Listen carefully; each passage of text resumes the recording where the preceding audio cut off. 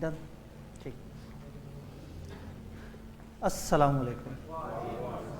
एक दफ़ा फिर कल के कुछ बचे हुए कंटेंट के साथ और आज की जोश व खरोश वाली पढ़ाई के साथ, कल हम लोगों ने रिस्क असेसमेंट का एरिया स्टार्ट किया था। हमने देखा था कि इसमें 4-5 स्टैंडर्ड्स हैं जिनकी मिक्सिंग है और एक फ्रेमवर्क है जो बैकएंड पे 315 बता रहा होता है। जब हमने देखा था 315 को तो उसने हमें बताया था कि एक एंटिटी के कंट्रोल्स को और मुख्तलिफ एस्पेक्ट्स को हमने इस नज़र से देखना है कि वहाँ पे एरर या फ्रॉड का क्या मार्जिन हो सकता है। इसी चीज़ को कंटिन्यू करते हुए हम आएंगे गोइंग कंसर्न के स्पेसिफिक एरिया की तरफ। गोइंग कंसर्न का रिस्क ज़्यादातर रिस्क असेसमेंट के साथ अलग से एड्रेस हो जाता है। कभी कभी ICAP इसके ऊपर इंडिपेंडेंट सवाल भी पूछ लेता है, इसका अपना एक फ्रेमवर्क है, बट काफ़ी दफ़ा रिस्क असेसमेंट के साथ इसकी मिक्सिंग होती है। और एक मज़ेदार ऑब्जर्वेशन जो ICAP की हमेशा है, वो कहते हैं कि स्टूडेंट्स ज़्यादातर रिस्क असेसमेंट के सवाल में ज़बरदस्ती गोइंग कंसर्न ढूंढने की कोशिश करते हैं। गोइंग कंसर्न नहीं भी हो तो रिमोट अजम्पशन ले लेते हैं। अगर सवाल बताता है कि कंपनी की 20 फैक्ट्रियों में से एक फैक्ट्री का ऑपरेशंस 3 महीने बंद रहे, तो लोग इस इशू को पकड़ के गोइंग कंसर्न पे ले जाते हैं। वो कहते हैं अगर ये 3 महीने बंद रहे तो क्यों बंद रहे, हो सकता है इसका मसला पूरे साल के ऊपर हो सकता है यही फैक्ट्री आपकी मेन फैक्ट्री हो, और अगर ये फैक्ट्री बंद रही तो फिर तो गोइंग कंसर्न हिट हो गई। तो वो इस चीज़ को काफ़ी माइंड करते हैं कि स्टूडेंट्स हमेशा धक्के से गोइंग कंसर्न की तरफ चला जाता है। तो थोड़ा सा फ्रेमवर्क के हिसाब से अगर देखें तो गोइंग कंसर्न का जो ताल्लुक है वो शुरू होता है कुछ रिस्क फैक्टर से। जब भी आप ऑडिट करने जाते हैं तो ऐसा नहीं होता कि आपको एक एरिया मिले गोइंग कंसर्न का कि ये तुम सेल्स पे काम करो, तुम परचेज पे काम करो, तुम फलाना पे काम करो, और हाँ भाई मिस्टर सेमी सीनियर तुमने गोइंग कंसर्न पे काम करना है। गोइंग कंसर्न अलग से कोई एरिया नहीं है। इन एवरी एरिया जब आप ऑडिट कर रहे हैं आपने अलर्ट रहना है। अगर आपको कोई ऐसे फैक्टर्स नजर आते हैं जिससे आपको डाउट हो कि उनकी गोइंग कंसर्न हिट हो सकती है, तब आपका काम शुरू होता है। अदरवाइज गोइंग कंसर्न के ऊपर आपने अलग से स्पेसिफिक प्रोसीजर्स नहीं लगाने, ये डाउट से शुरू होती है कहानी। तो अंडरस्टैंडिंग द एंटिटी में जब हमने देखा था एंटिटी क्या है, उसकी नेचर क्या है, उसके ऑपरेशंस क्या हैं, उस दौरान हमने अलर्ट रहना है कुछ इस तरह के फैक्टर्स को देख के जिससे हमें लगे कि गोइंग कंसर्न हिट हो सकती है। तो ये कहानी शुरू होती है वो इवेंट्स या कंडीशंस जो सिग्निफिकेंट डाउट क्रिएट कर दें एंटिटी की गोइंग कंसर्न एबिलिटी के ऊपर। स्टैंडर्ड ने इसको 3 कैटेगरीज में डिवाइड किया है। अगर आपको कभी कभी फाइनेंशियली कुछ ऐसी चीज़ें नज़र आना शुरू हो जाती हैं जिसमें कंपनी के फाइनेंशियल एस्पेक्ट बड़े मुश्किल में चले गए हैं, उनके लिए लोन्स की पेमेंट वापस करना मुश्किल हो गया है, उनकी फिक्स्ड टर्म बोर्विंग मैच्योर हो गई हैं और उसके बाद जो है वो उनको कोई रियलिस्टिक प्रोस्पेक्ट्स नज़र नहीं आ रहे आगे जाने के, शॉर्ट टर्म लोन्स से आप लॉन्ग टर्म एसेट्स को ज़्यादा देर तक फाइनेंस नहीं कर सकते, फिर आपकी नेट लाइबिलिटी पोजीशन आ जाती है, कई दफ़ा आपके एसेट्स और लाइबिलिटीज़ का बैलेंस आउट हो जाता है, नेगेटिव कैश फ्लोज आ जाते हैं, आपकी जो फाइनेंशियल रेशियोज हैं वो एडवर्स चीज़ें दिखाना शुरू कर देती हैं।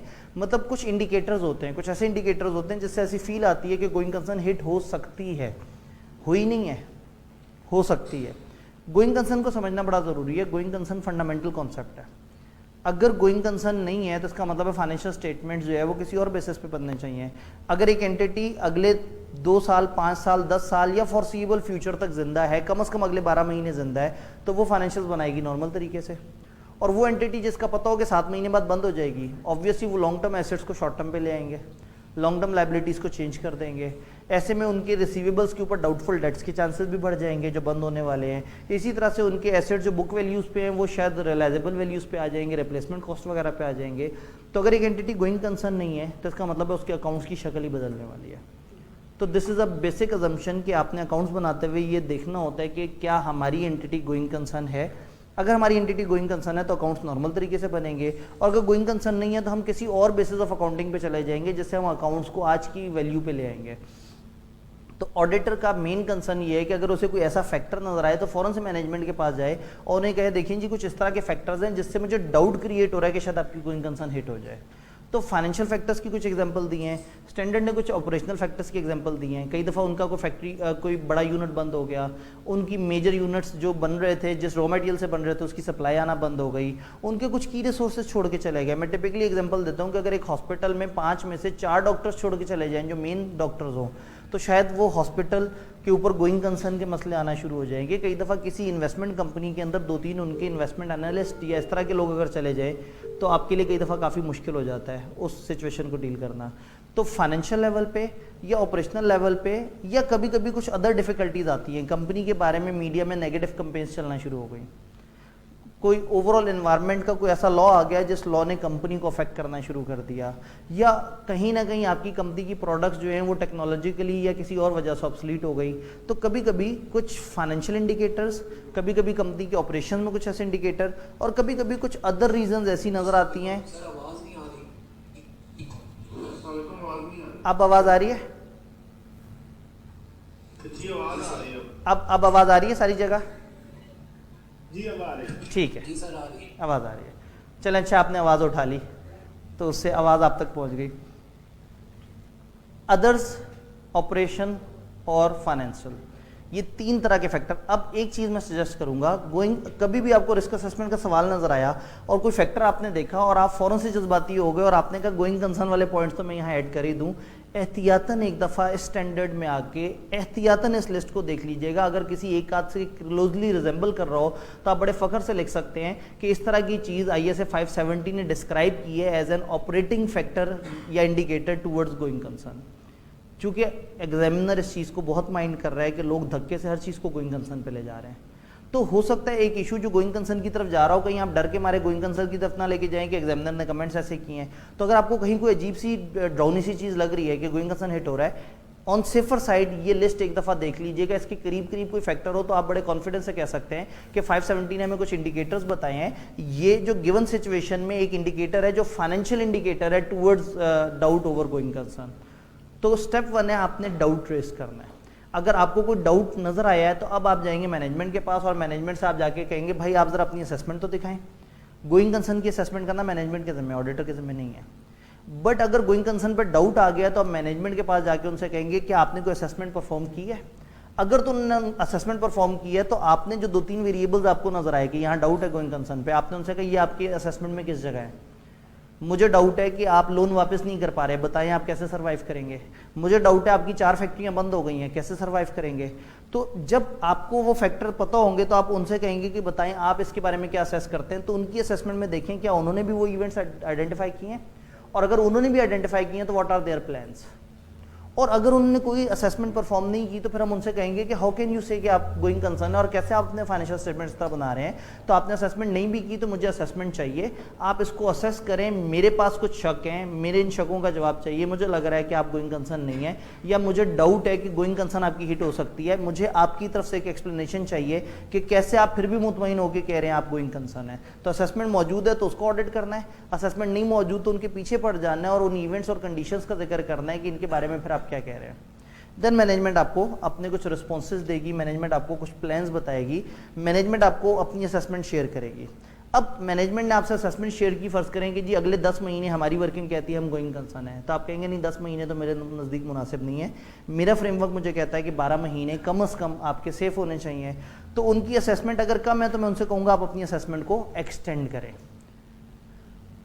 12 महीने की उन्होंने असेसमेंट दे दी, इवन देन मैं ये देखूंगा कि 12 महीने के बाद भी जो फैक्टर्स वगैरह हैं वो ओवरऑल किस तरफ डायरेक्शन दे रहे हैं। ऑल दो गोइंग कंसर्न के लिए कम से कम अगले 12 महीने सेफ हों, लेकिन अगले 12 महीने से बियॉन्ड भी थोड़ा सा झांकने की कोशिश करनी है, अंदाज़ा लगाने की कोशिश करनी है कि हालात किस तरफ जा रहे हैं। शायद उसकी वजह से इन 12 महीनों के ऊपर भी आप थोड़ी सी बेहतर वर्किंग कर सके। तो होगा ये कि आप गोइंग कंसर्न के ऊपर अगर एलिगेशन लगा रहे हैं तो मैनेजमेंट से कहेंगे मुझे अपनी असेसमेंट दिखाएं। जब वो अपनी असेसमेंट दिखाएंगे तो देखेंगे कि क्या उनकी असेसमेंट उतनी ही 12 महीने तक है, अगर कम है तो उनको एक्सटेंड करवा के वहाँ तक लेके चलेंगे, और उस असेसमेंट से बियॉन्ड भी थोड़ी सी झांकने की कोशिश ज़रूर करेंगे कि क्या मामला है। असेसमेंट उन्होंने दे दी, अब अगला स्टेप ये है कि वो आपको प्लान देंगे। वो आपको बताएंगे कि देखें जी हम लोन वापस कर नहीं पा रहे, कोई मसला नहीं, हम इक्विटी रेस करेंगे, पैसे आएंगे, लोन वापस करेंगे और कंपनी हंसी खुशी ज़िंदगी गुजारना शुरू कर देगी। या उन्होंने कहा 4 डॉक्टर गए हैं, कोई बात नहीं, 5 डॉक्टरों से हमारी बात चल रही है, 3 ने तो ओके कर दी और 2 ओके करने ही वाले हैं। तो ऑब्वियसली वो आपको कुछ प्लान्स देंगे, कुछ आउटकम्स देंगे, बताएंगे कि हम गोइंग कंसर्न वाले मसले से बाहर कैसे निकलें। तो उनका वो प्लान पकड़ना और उस प्लान को ऑडिट करना है, देखें कि जो वो कह रहे हैं वो करने की पोजीशन में है या नहीं। भाई उन्होंने कह दिया 3 डॉक्टर से हमारी बात हो चुकी है, ओके, आप उनके एग्रीमेंट दिखा दें। 2 से बात चल रही है, ओके, हमें करस्पॉन्डेंसेस दिखा दें। हम शेयर्स इशू करेंगे, शेयर इशू करेंगे, कैसे इशू करेंगे, प्रोस्पेक्टस की क्या वर्किंग आपने की है, आपने कौन कौन से डॉक्यूमेंट बना लिए हैं, कौन सा कंसल्टेंट हायर किया है, किस तरह से जाएंगे। तो कहने का मतलब है कि जो डाउट मुझे रेज हुआ था, जब तक इस डाउट के ऊपर मुझे सेटिस्फैक्ट्री रिस्पांस नहीं मिलेगा मैं मैनेजमेंट के पीछे पड़ा रहूँगा। फिर हो सकता है वो बताएं कि जी हमारे पास इतने पैसे इस वक्त आ जाएंगे, फिर हम यूँ करेंगे, फिर यूँ करेंगे। वो हो सकता है आपको अपने कैश फ्लोज बताएं, हो सकता है अपने वो प्रोस्पेक्ट्स आपसे शेयर करें, तो आपने उन सारी इन्फॉर्मेशन और सारी चीज़ों को देखने के बाद ये डिसाइड करना है कि क्या आप उनकी गोइंग कंसर्न पे मुतमईन हो रहे हैं या नहीं हो रहे। अब इसमें अलग अलग तरह के आउटकम हो सकते हैं। इस वक्त हम जिक्र करेंगे नेगेटिव आउटकम्स की तरफ, या थोड़े बहुत परेशान करने वाले। एक आउटकम ये है कि आपने कहा आप गोइंग कंसर्न नहीं हो, बहुत अच्छे लोग थे, वो मान गए, उन्होंने कहा वाकई आप सही कह रहे हैं, हम गोइंग कंसर्न नहीं है। जब वो गोइंग कंसर्न नहीं है तो उन्हें क्या चाहिए, अकाउंट्स किसी और बेसिस पे लेके जाए। अगर वो वाकई अकाउंट्स किसी और बेसिस पे ले जाए और लिख दें कि वाकई हम गोइंग कंसर्न नहीं, ये अकाउंट गोइंग कंसर्न पे नहीं बने, तो ऑडिटर मुतमईन हो जाएगा क्योंकि यूजर्स तक अब सही इन्फॉर्मेशन जा रही है। अब वो रिपोर्ट खराब नहीं करेगा, लेकिन एम्फेसिस ऑफ मैटर पैराग्राफ जरूर डाल देगा उस पैरा पे जो बता रहा होगा कि ये अकाउंट्स गोइंग कंसर्न पे नहीं बने। उसके अलावा क्या आउटकम आ सकते हैं, आपने अगेन कैश फ्लो फोरकास्ट के ऊपर हमने बात की थी कि अगर वो फोरकास्ट वगैरह आपको दें, अगर आपको अपनी वर्किंग दें, तो आप उस वर्किंग के ऊपर चेक करेंगे, ये देखेंगे कि उनके प्लान्स और वो सारी चीज़ें आपको कामयाब लग रही हैं या नहीं लग रही, जो जजमेंट्स हैं, जो उनकी इंटेंशंस हैं, वो कर पा रहे हैं या नहीं कर पा रहे। इन सारे स्टेप्स के बाद आप इस पॉइंट पे पहुंचेंगे कि या तो उनकी गोइंग कंसर्न ठीक है या उनकी गोइंग कंसर्न गलत है। गलत है और वो मान जाए, ये बात हमने डिस्कस कर ली। गलत है और वो नहीं माने, ये थोड़ी सी परेशानी की बात है। तो स्टेप बाय स्टेप चलेंगे। सबसे पहली सिचुएशन ये है कि गोइंग कंसर्न बेसिस अप्रोप्रिएट नहीं है। आपने जो आपको डाउट था, आपने उस फैक्टर पे काम किया, आपने इनसे देखा, इनके प्लान देखे, वो प्लान आपको बेकार लगा, और उसका प्लान देखने के बाद आप इस यकीन पे पहुंच गए कि इनकी गोइंग कंसर्न की अजम्पशन मुनासिब नहीं है। तो जब गोइंग कंसर्न की अजम्पशन मुनासिब नहीं है तो फंडामेंटल डिस्क्लोजर है, और आपको याद होगा फंडामेंटल डिस्क्लोजर का मसला हमेशा परवेसिव होता है।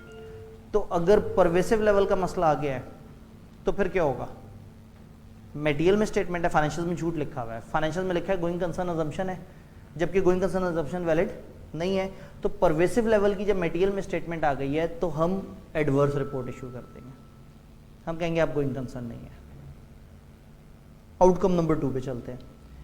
हो सकता है आप कहें कि गोइंग कंसर्न अजम्पशन अप्रोप्रिएट है, आपने उनकी चीज़ों पे वर्किंग की। फॉर एग्जांपल जैसे हमने पीछे कहा कि कुछ कैश फ्लोज होंगे, कुछ और प्रोसीजर्स होंगे, एक एंटिटी पे एक लीगल केस भी हुआ है, एक फैक्ट्री का मसला भी चल रहा है, कुछ और मसला भी चल रहा है, आपने सारी वर्किंग देखी, जो बाकी 2 मसले थे वो रिजॉल्व हो गए, लीगल केस रिजॉल्व नहीं हुआ। मगर लीगल केस का जब एडवाइजर से पूछा तो उसने कहा जी हमारी फेवर में भी आ सकता है, हमारी अगेंस्ट भी आ सकता है। अब अगर इनकी फेवर में आ गया तो गोइंग कंसर्न ओके है, और इनके अगेंस्ट आ गया तो शायद गोइंग कंसर्न के ऊपर मटेरियल लेवल के कंसर्न रेज हो जाए। तो इसका मतलब वो जो मैं डाउट था गोइंग कंसर्न का वो तो रिजॉल्व हो गया, बाकी सारी चीज़ें सही हैं, मैं इनकी गोइंग कंसर्न अजम्पशन पे मुतमईन हूँ, लेकिन एक अनसर्टेनिटी स्टिल मौजूद है। अगर वो अनसर्टेनिटी एग्जीक्यूट हो गई तो शायद गोइंग कंसर्न आउट हो जाए, और अगर ना एग्जीक्यूट हुई तो शायद सब सही हो। तो अगर गोइंग कंसर्न ओके है और स्टिल एक अनसर्टेनिटी मौजूद है तो फिर मैं मैनेजमेंट से कहूँगा भाई IAS 37 के मुताबिक आप उसको बड़े वाजे तरीके से डिस्क्लोज करो, और अगर वो मेरी बात मान जाएं तो फिर तो मेरे पास कोई जवाब नहीं है कि मैं उनकी रिपोर्ट ख़राब करूँ।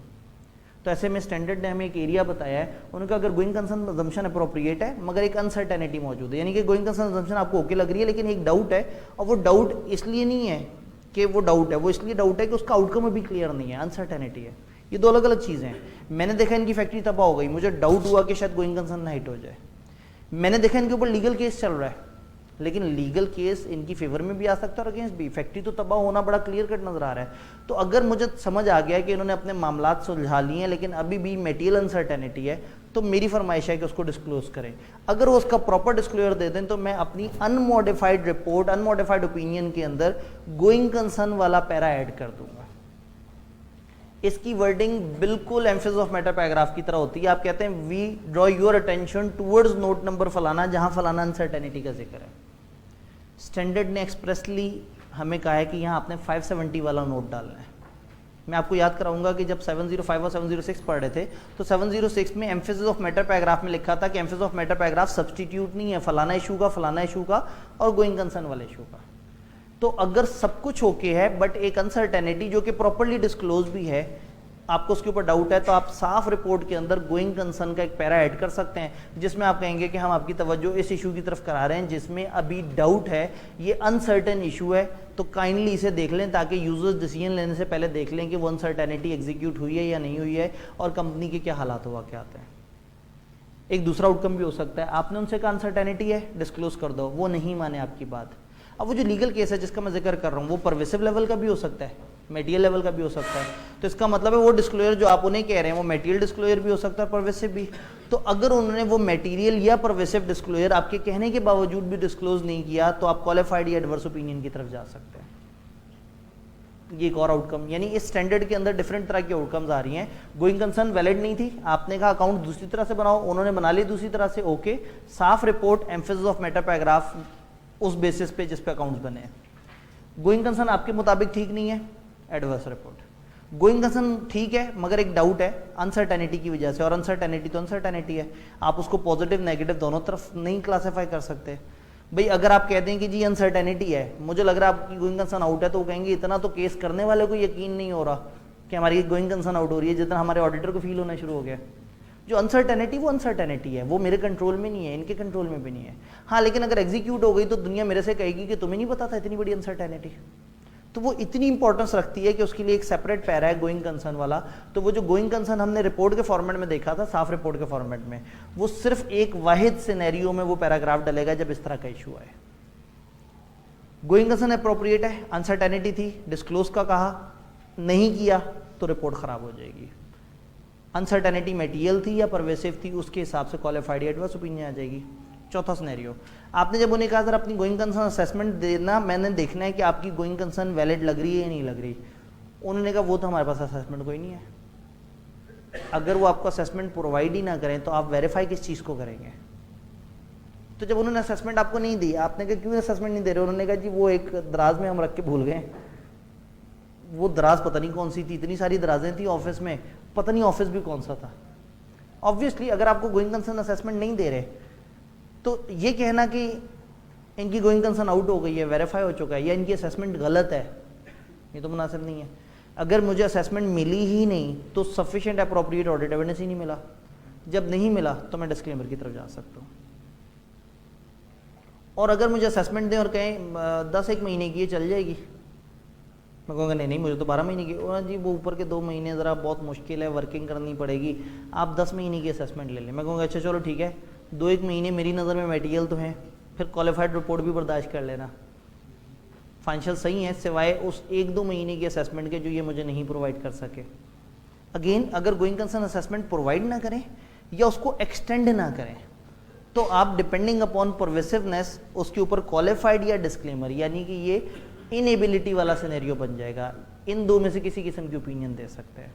तो इसका मतलब है गोइंग कंसर्न के सिनेरियो में रिपोर्ट में बहुत सारी तरह के आउटकम है। अब गोइंग कंसर्न का सवाल 700 सीरीज के साथ भी मिक्स होकर आ सकता है कि किसी एक सिनेरियो में एक इशू रेस करें और कहें बताओ ऑडिटर क्या एक्शंस लेगा और रिपोर्ट पे क्या इंपैक्ट आएगा, तो ये सारी कहानी वैलिड है। दूसरा ये रिस्क असेसमेंट के सवाल के साथ मिक्स होकर आ सकता है कि सिचुएशन में से कोई एक ऐसी सिचुएशन हो जो आपको खतरनाकी की तरफ इशारा कर रही हो, और जब आप देखें और उसके ऊपर वर्किंग करें तो आपसे पूछा जाए बताओ ऑडिटर के को क्या रिस्क लग रहा है और उसके क्या रिस्पॉन्सेज होंगे, तो भी स्टैंडर्ड का जो पीछे वाला पोर्शन है वहां तक आपका आंसर बनता है। और गोइंग कंसर्न का स्टैंड अलोन सवाल भी आ सकता है। उन्होंने 3-4 दफ़ा ऐसा भी किया है कि एक प्रॉपर सिनेरियो क्रिएट करके का ये सिचुएशन बताओ ऑडिटर क्या करेगा, तो तकरीबन पूरा ही स्टैंडर्ड उन्होंने हमसे रेप्लिकेट करवाया हुआ है।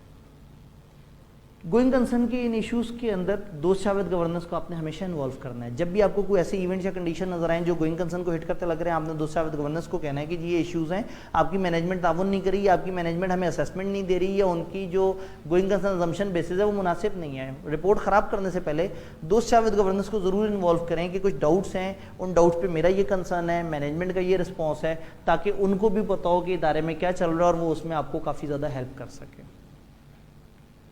स्टैंडर्ड को एक और डर भी लगा, उन्होंने कहा कभी कभी फाइनेंशियल स्टेटमेंट्स के अप्रूवल में एक सिग्निफिकेंट डिले आ जाता है। एंड ऑफ ऑडिट पे आप खड़े हैं, आप उनसे कह रहे हैं ज़रा जल्दी से साइन करके अकाउंट्स दे दें और ये लिख के दे दें ये अकाउंट्स आपकी जिम्मेदारी है और जो लिख रहे हैं वो आप ओन कर रहे हैं, और मैनेजमेंट की तरफ से अननेसेसरी ज़रूरत से ज़्यादा डिले नज़र आ रहा हो, तो स्टैंडर्ड कहता है कि अगर आपको ज़रूरत से ज़्यादा डिले नज़र आ रहा है फाइनेंशियल स्टेटमेंट्स के अप्रूवल पे विदाउट एनी अपेरेंट कॉज, तो गौर से देखें, थोड़ी सी वर्किंग करें। हो सकता है गोइंग कंसर्न डाउट पे हो और मैनेजमेंट वाले जिम्मेदारी ना ले रहे हो जब तक कि वो खुद क्लियर ना हो जाए कि वी आर गोइंग कंसर्न और नॉट। तो अगर significant delay approval of accounts में है तो आपने थोड़ा सा अलर्ट रह के इन चीज़ों को देखना है और अकॉर्डिंगली फिर गोइंग कंसर्न के इशू के ऊपर वर्किंग करनी है। स्टैंडर्ड ज़्यादा बड़ा नहीं है, लेकिन ये स्टैंडर्ड कई जगह पे काम आ सकता है। स्टैंड अलोन भी इंपॉर्टेंट है 700 सीरीज़ के मुताबिक भी, और 315 के अंदर हर दूसरे तीसरे सवाल में इसकी ज़रूरत पड़ सकती है, लेकिन हर सवाल में ज़रूरत नहीं पड़ सकती, या हर सवाल के हर इशू में ज़रूरत नहीं पड़ सकती। ये याद रखना है, एग्जामिनर ने बहुत माइंड किया इस बात को कि स्टूडेंट्स छोटी से छोटी बात उठा के अचानक से गोइंग कंसर्न की तरफ ले जाते हैं। तो अगर आपको पेपर में कोई चीज़ गोइंग कंसर्न की तरफ लग रही है और आपको ये जुमला भी याद आ रहा है कि एग्जामिनर माइंड करता है, तो on safer side in factors के साथ आके रिलेट कर लें। अगर किसी से रिलेट हो रहा है तो एक्सप्रेसली बता दें कि 570 ने कुछ इंडिकेटर्स बताए हैं, ये indicator one of the financial indicator है। कंक्लूसिव लिस्ट नहीं है, कंक्लूसिव एग्जाम्पल नहीं है, इसके अलावा भी हो सकता है, बट अगेन पेपर लेवल पे अगर आपको चीज़ें मिल रही हैं तो मोस्ट प्रॉब्ली इनमें से किसी ना किसी के साथ उसको वो मैच कर जाएगा। इन्होंने काफ़ी ग्लोबल से पॉइंट्स बताए हैं। ये हमारा गुज़िश्ता कल वाला टारगेट था जो कि हमारा मिस हो गया था एक्सेसिव सवालों की वजह से, और सवाल तो हमने आज आखिरी सेशन पे रखे ही हैं। आज का सेशन शुरू करते हैं। 240 फ्रॉड से रिलेटेड थोड़ा सा कोशिश करेंगे कि बाकी एरियाज को कंप्रेस करके हम ज़्यादा टाइम स्पेंड करें रिस्क असेसमेंट के सवाल को आंसर करने के ऊपर कि उसके अंदर क्या क्या चीज़ें आपको हेल्प हो सकती है।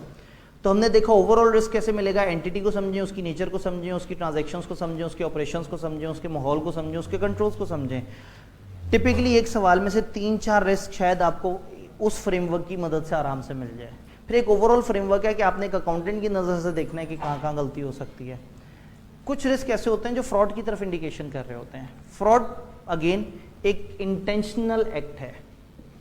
मैनेजमेंट, दोषावत गवर्नेंस, एम्प्लॉयज़ किसी भी तरफ से एक जानबूझ के की गई ऐसी हरकत जिससे नुकसान हो सकता है या जिसका मकसद जो है वो धोखा देना है। फ्रॉड तो बहुत सारी तरह के हैं, मैंने उन फ्रॉड्स के ऊपर ज़्यादा ध्यान नहीं देना। अगेन ऑडिटर का स्कोप ये नहीं है कि उसने आके फ्रॉड पकड़ना है। फ्रॉड डिटेक्ट करना और फ्रॉडिये को सज़ा देना है मैनेजमेंट की जिम्मेदारी। ऑडिटर की क्या जिम्मेदारी है? इस चीज़ के ऊपर सफिशिएंट अप्रोप्रिएट एविडेंस हासिल करे कि क्या financial statement true and fair view दे रहे हैं या नहीं दे रहे। Financial statement true and fair view तब देते हैं जब उसमें मटेरियल मिसस्टेटमेंट ना हो, और मटेरियल मिसस्टेटमेंट तब नहीं होती जब एरर और फ्रॉड ना हो। तो इसका मतलब अगर फ्रॉड हुआ तो fraud can cause material misstatement, मगर सारे फ्रॉड मटेरियल मिसस्टेटमेंट कॉज नहीं करते हैं। कुछ ऐसे भी फ्रॉड होते हैं जिसमें एम्प्लॉय लेवल पे फ्रॉड हुआ होता है, किसी एक एम्प्लॉय ने दूसरे से कोई फ्रॉड किया है। कोई ऐसा फ्रॉड भी होता है जिसमें कोई और चीज़ इस तरह की लिख के धोखा दिया होता है जिसका फाइनेंशियल इंपैक्ट कोई नहीं होता। ऑडिटर एंटिटी में मौजूद हर फ्रॉड के लिए जिम्मेदार नहीं है। मैं टिपिकली एक एग्जांपल देता हूँ कि फर्ज करें एक एम्प्लॉय ने बड़ी मजे की प्रेजेंटेशन बनाई कि मैं अपने बॉस को दिखाऊंगा और मुझे प्रमोशन मिलेगी, और दूसरे एम्प्लॉय ने उसकी प्रेजेंटेशन चोरी कर ली और उसने बॉस को दिखा के प्रमोशन ले ली। ऑडिटर को कोई लेना देना नहीं है इस फ्रॉड से। हाँ, किसी ने फ्रॉड किया, इन्वेंट्री खा गया, किसी ने कंपनी के सेल्स ऑर्डर के दरमियान में से कोई अपना बेनिफिट निकाल लिया, किसी ने कंपनी के अकाउंट्स में हेर फेर कर दी, ये वो फ्रॉड है जो कि अकाउंट्स को हिट कर रहे हैं। तो ऑडिटर हर फ्रॉड के पीछे नहीं जाता, वो अकाउंट्स को हिट करने वाले फ्रॉड के पीछे जाता है। जैसे गोइंग कंसर्न कुछ रिस्क फैक्टर्स से स्टार्ट हुआ था, इसी तरह से फ्रॉड भी कुछ रिस्क फैक्टर्स से स्टार्ट हो रहा है। अगेन फाइनेंशियल स्टेटमेंट्स को ऑडिट करते हुए सेल्स के एरिया पे काम होता है, परचेज, अलग अलग एरियाज पे काम होता है। बट ऐसा नहीं होता कि एक एरिया हो जिसका नाम हो फ्रॉड और हम कहें हाँ भाई टीम में से फलाना बंदे तुमने फ्रॉड के एरिया पे काम करना है। बाकी चीज़ों को ऑडिट करते हुए 315 के मुताबिक एंटिटी की अंडरस्टैंडिंग लेते हुए, कंट्रोल्स को समझते हुए, सिस्टम को समझते हुए, आपको कभी कभी कुछ ऐसे फैक्टर्स नज़र आते हैं जिससे आपको लगता है कि यहाँ शायद फ्रॉड हुआ होगा। क्योंकि फ्रॉड एक इंटेंशनल एक्ट है, एरर नहीं है। एरर होता है ना, वो कहीं ना कुछ मिल जाता है। एरर हो, ट्रायल टैली नहीं होगा, एरर हुआ होगा, कहीं ना कहीं कोई एंट्री आउट हो गई होगी, मगर जिसने फ्रॉड किया होगा उसने एंट्रियाँ भी टैली की होंगी। ऐसे में मुझे बड़ा मज़ेदार सा लगता है, आईफेक ने बहुत अच्छे वर्ड्स इस्तेमाल किए फ्रॉड करने वाले के लिए। उन्होंने कहा फ्रॉड करने वाला सोफिस्टिकेटेड टेक्निक्स यूज़ करके फ्रॉड छुपाता है। मतलब बड़ा मोदबर उनको जो है ना, उन्होंने कहा कि फ्रॉड करने वाला तो बड़ा कमाल आदमी है, बहुत ही सोफिस्टिकेशन से वो फ्रॉड को छुपाता है। तो बताने ही चाह रहे हैं कि फ्रॉड चूंकि जान के छुपा दिया जाता है तो इसको पकड़ना मुश्किल है। एरर छुपाने की कोशिश किसी ने की नहीं होती, क्योंकि एरर हो गया होता है तो उसके ट्रेसेस भी मिल जाते हैं और कहीं ना कहीं चीज़ें रिकनसाइल हो जाती हैं। फ्रॉड के ऊपर बात करते हैं। जब आपने फ्रॉड को पकड़ना है तो फ्रॉड को पकड़ने के लिए आपको फ्रॉडिये चाहिए। अगर फ्रॉडिये पकड़े गए तो फ्रॉड पकड़ा जाएगा। फर्ज करें एक फ्रॉड हुआ है तो फ्रॉड के पीछे जाने का एक तरीका तो ये है कि आप बहुत ही डिटेल से प्रोसीजर लगाना शुरू कर दें। दूसरा तरीका ये है कि आप देखें कि ये फ्रॉड फ़ायदा कैसे दे रहा है। फिर ये देखें ये फ्रॉड किन लोगों की मौजूदगी में हुआ है। ये देखिए इस फ्रॉड के पीछे रीज़न क्या है, कौन सा ताला खुला हुआ था, वो ताला किसके कंट्रोल में था, क्यों खुला हुआ था। मतलब अगर कहीं फ्रॉड हुआ है तो फ्रॉड किसी वजह से हुआ है, फ्रॉड की वजह मिल जाए तो फ्रॉड भी मिल जाएगा। तो होता ये है कि during the course of audit हम अलर्ट रहते हैं। स्टैंडर्ड ने 3 बेसिक रीजंस बताई हैं, 3 बेसिक फैक्टर्स बताए हैं जो फ्रॉड की तरफ लेके जाते हैं। नंबर 1, लोगों की एटीट्यूड या रैशनल्स। कुछ लोगों की आदत होती है वो फ्रॉड करते हैं, कुछ लोगों के बिहेवियर्स ऐसे होते हैं वो नोइंगली एंड विलिंगली फ्रॉड करते हैं और बड़ा फख्र महसूस करते हैं, जान के कंपनी की रिसोर्सेज को पर्सनल इस्तेमाल में लेके जाते हैं और शायद उनको इसमें कुछ गलत भी नहीं लगता। तो कभी कभी एंटिटी के लोगों की एटीट्यूड और रैशनल समझना बड़ा ज़रूरी है, उनके बिहेवियर समझना बड़ा ज़रूरी है। अगर वो बड़े कैजुअली इस तरह की चीज़ें कर रहे हैं जिसमें फ्रॉड हो रहा है तो इसका मतलब है वो आदतन फ्रॉड कर रहे हैं। तो फ्रॉड होने के पीछे एक रीज़न होती है कि इंसान ही फ्रॉडिया होता है, उसने फ्रॉड कर जाना होता है। तो किसी भी एंटिटी में अगर कहीं फ्रॉड हुआ है तो सबसे पहले ढूंढा जाता है मशकूक लोगों को। जब भी कहीं कोई चोरी होती है पुलिस 4-5 लोगों को तो लाजमी पकड़ के जाती है जिन पे हर दफ़ा ही शक जाता है कि ये तो मशकूक लोगों की डेफिनेशन में आते हैं।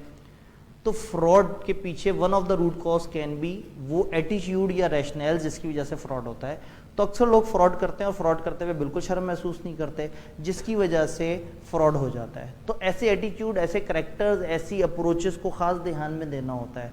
अगर आप एक एंटिटी में गए हैं और एंटिटी में आप फर्ज करें आप उनके साथ ऑडिट में डीलिंग कर रहे हैं और आपने उन्हें कहा कि ये डाटा मुझे यूएसबी में चाहिए, उन्होंने कहा डाटा बहुत ज़्यादा है, बड़ी यूएसबी दो। आपने कहा जी वो बड़ी यूएसबी तो मेरे पास नहीं, उन्होंने कहा है आप रिक्विजिशन डाल दें, मसला कोई नहीं। हमें तो जब भी कोई मसला होता है हमारा तो कंप्यूटर सही भी चल रहा होता है, मसला कोई नहीं, हम नए कंप्यूटर की रिक्विजिशन डाल देते हैं, नया कंप्यूटर आता है, पुराने कंप्यूटर को डिस्कार्ड कर देते हैं आपको तो पता है बाद में फिर घर ही ले जाते हैं।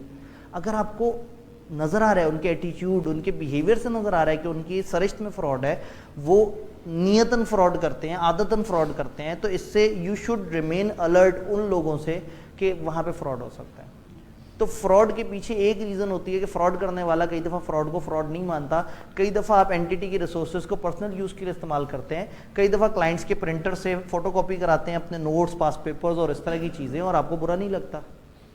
जिस दिन ये बुरा लगना बंद हो जाता है ना उस दिन फ्रॉड शुरू हो जाते हैं। मैं मतलब आप लोग मतलब मेरे से नज़रें चुराना क्यों शुरू हो गए? मैं तो जस्ट एक रैंडमली एक बात कर रहा था। तो ऑब्वियसली आपको जब वो बुरा नहीं लग रहा ना तो यही होता है, जो जिसका जितना हाथ पड़ता है वो उस लेवल पे उतना खेल रहा होता है। तो एंटिटी में आके ये देखें कि वहाँ लोगों के रैशनल्स क्या हैं। लोगों को अगर ये चीज़ कैजुअल लगती है कि एंटिटी के एसेट्स इस्तेमाल कर लो, इन्वेंट्री ज़्यादा मंगवा लो थोड़ी सी, चलो अपने घर चली जाएगी, एक्स्ट्रा आवर्स क्लेम कर देना, बिला वजह ओवर टाइम क्लेम कर देना, लोगों की आदत बन गई होती है कई दफ़ा। तो ऐसे एटीट्यूड्स आपको फ्रॉड की तरफ लेके जाते हैं। तो एक तो आपने अलर्ट रहना है ऐसे एटीट्यूड्स की तरफ कि कौन कौन से लोग हैं, उनके किस तरह के एटीट्यूड्स हैं, प्लस जो इंसान एक दफ़ा फ्रॉड की आदत पड़ गई होती है उसे चांसेस हैं कि वो फ्रॉड को ज़्यादा दफ़ा रिपीट करेगा। तो एंटिटी में आप उनसे रिटर्न रिप्रेजेंटेशन जब ले रहे होते हैं ना तो उसमें आप उनसे ये ज़रूर लिखवाते हैं कि हमें आइडेंटिफाई करें कि आपको कौन कौन से फ्रॉड आपको पता लगे हैं और फिर हमें वो भी बताएं कि जहाँ जहाँ आप सस्पेक्ट करते हैं कि फ्रॉड हुआ होगा, तो जो उनके सस्पेक्ट्स हैं मैंने उन पर ज़रा खास ध्यान दे रहा है। सेकेंड रीज़न फ्रॉड की परसीव्ड अपॉर्चुनिटी। जिस जिस जगह अपॉर्चुनिटी मौजूद होती है वहाँ फ्रॉड होने के चांसेस बढ़ जाते हैं। मशहूर कोटेशन है, शरीफ हुआ है जिसे मौका नहीं मिला। तो जिसको मौका मिलेगा तो शरीफ तरीन आदमी भी फ्रॉड करेगा। ये तो फ्रॉड इसलिए कर रहा था कि बंदा ही ख़राब था, ये इसलिए फ्रॉड कर रहा है कि बंदा ख़राब नहीं है, लेकिन मुसलसल ज़माना उसे कह रहे यार क्यों नहीं कर रहे फ्रॉड, क्यों नहीं कर रहे, देखो ये एसेट पड़ा हुआ है उठा लो, नहीं पता लगेगा किसी को। तो जितने वीक कंट्रोल्स होंगे ना उतनी फ्रॉड की अपॉर्चुनिटी। तो अब अगेन सवाल अगर आपको पेपर में दिया हुआ और आपको कहीं वीक कंट्रोल्स नज़र आ रहे हैं तो आप दोनों तरफ चले जाएंगे। आप कहेंगे यहाँ एरर्स होने के चांसेस भी बहुत ज़्यादा हैं और इतने ज़्यादा वीक कंट्रोल्स होने की वजह से there is a perceived opportunity कि यहाँ पे फ्रॉड होगा। तो जितना ज़्यादा कंट्रोल वीकनेसेस है, डेफिशिएंसीज हैं, उतना ज़्यादा फ्रॉड होने की प्रोबेबिलिटी बढ़ जाएगी। तो auditor would remain more alert on those areas जहाँ उसके कंट्रोल्स ने उसको एक बड़ी स्ट्रॉन्ग वीकनेस आइडेंटिफाई करके दी है। सब्सटैंटिव प्रोसीजर्स तो वहाँ लगाएगा ही लगाएगा, लेकिन फ्रॉड को ज़रूर जहन में रखेगा। तीसरी रीज़न फ्रॉड की, कई दफ़ा लोगों के पास फ्रॉड करने का इंसेंटिव होता है, कई दफ़ा फ्रॉड करने से उन्हें फ़ायदा होता है।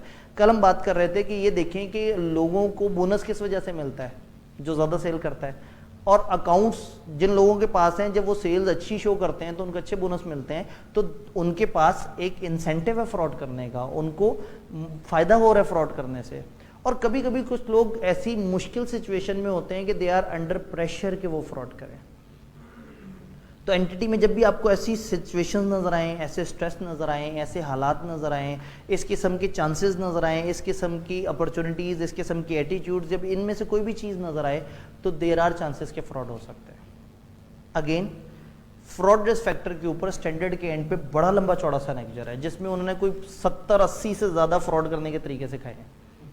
अगेन मतलब वो फ्रॉडिये को पकड़ने के लिए आपको फ्रॉडिये वाला माइंड चाहिए, तो उन्होंने मुख्तलिफ तरह के फैक्टर्स बताए कि इस तरह के एटीट्यूड, इस तरह की अपॉर्चुनिटी, इस तरह के प्रेशर को आपने ध्यान में रखना है कि ये फ्रॉड की तरफ जा सकता है।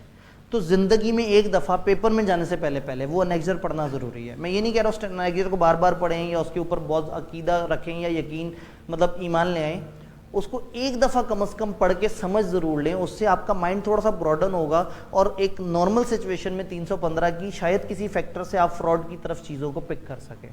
तो फ्रॉड के लिए थोड़ा सा आउट ऑफ द वे जाके सोचना पड़ता है और उसके लिए खुद फ्रॉडी वाला माइंड चाहिए। अब ज़ाहिर है आप उतने बुरे तो है नहीं, तो वो जो फ्रेमवर्क जब आप देखेंगे तो उसके अंदर आपको बहुत सारी अच्छी खासी एग्जांपल्स दी हुई होंगी जिसको पढ़ के आपको कम से कम एक आइडिया हो जाएगा कि दीज आर द थिंग्स जिनको सोचा जा सकता है कि हाँ ये फ्रॉड की तरफ जा रही है। तो ये 3 तरह के फ्रॉड रिस्क फैक्टर्स हैं और 2 तरह के फ्रॉड हमारे लिए इंपॉर्टेंट होते हैं, वो भी हम 2 तरह के फ्रॉड पे बाद में डिस्कस करते हैं। तो जिस मैं एनेक्जर का जिक्र कर रहा हूँ उसमें ये 3 तरह के फैक्टर्स उन 2 तरह के फ्रॉड्स में यूँ समझें कि 6 कैटेगरीज बन गई। कैटेगरी 1 फ्रॉड, इन 3 के अंदर क्या क्या पॉसिबिलिटीज़ हैं। कैटेगरी 2 तो एक दफ़ा आपने उसे बार बार नहीं देखना, ना बहुत ज़्यादा हाईलाइट करना है, बट वंस उसे पढ़ ज़रूर लेना है ताकि आपका माइंड उस लेवल पे मैच्योर हो जाए कि आप उस चीज़ को उस तरह से तैयार कर सकें। हम एक स्टेप आगे जाते हैं। फ्रॉड 2 तरह के हैं, एक है fraudulent financial reporting. Fraudulent financial reporting असल में फ्रॉड नहीं है लेकिन यूज़र्स के साथ फ्रॉड है। यहाँ कुछ चोरी नहीं हुआ, यहाँ कोई पैसे आगे पीछे नहीं हुए हैं, मगर अकाउंट्स के साथ गड़बड़ हुई है, अकाउंट्स में हेर फेर हुई है।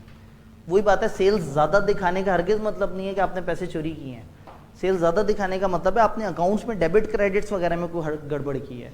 तो फ्रॉडुलेंट फाइनेंशियल रिपोर्टिंग का मतलब है फाइनेंशियल स्टेटमेंट्स में हेर फेर।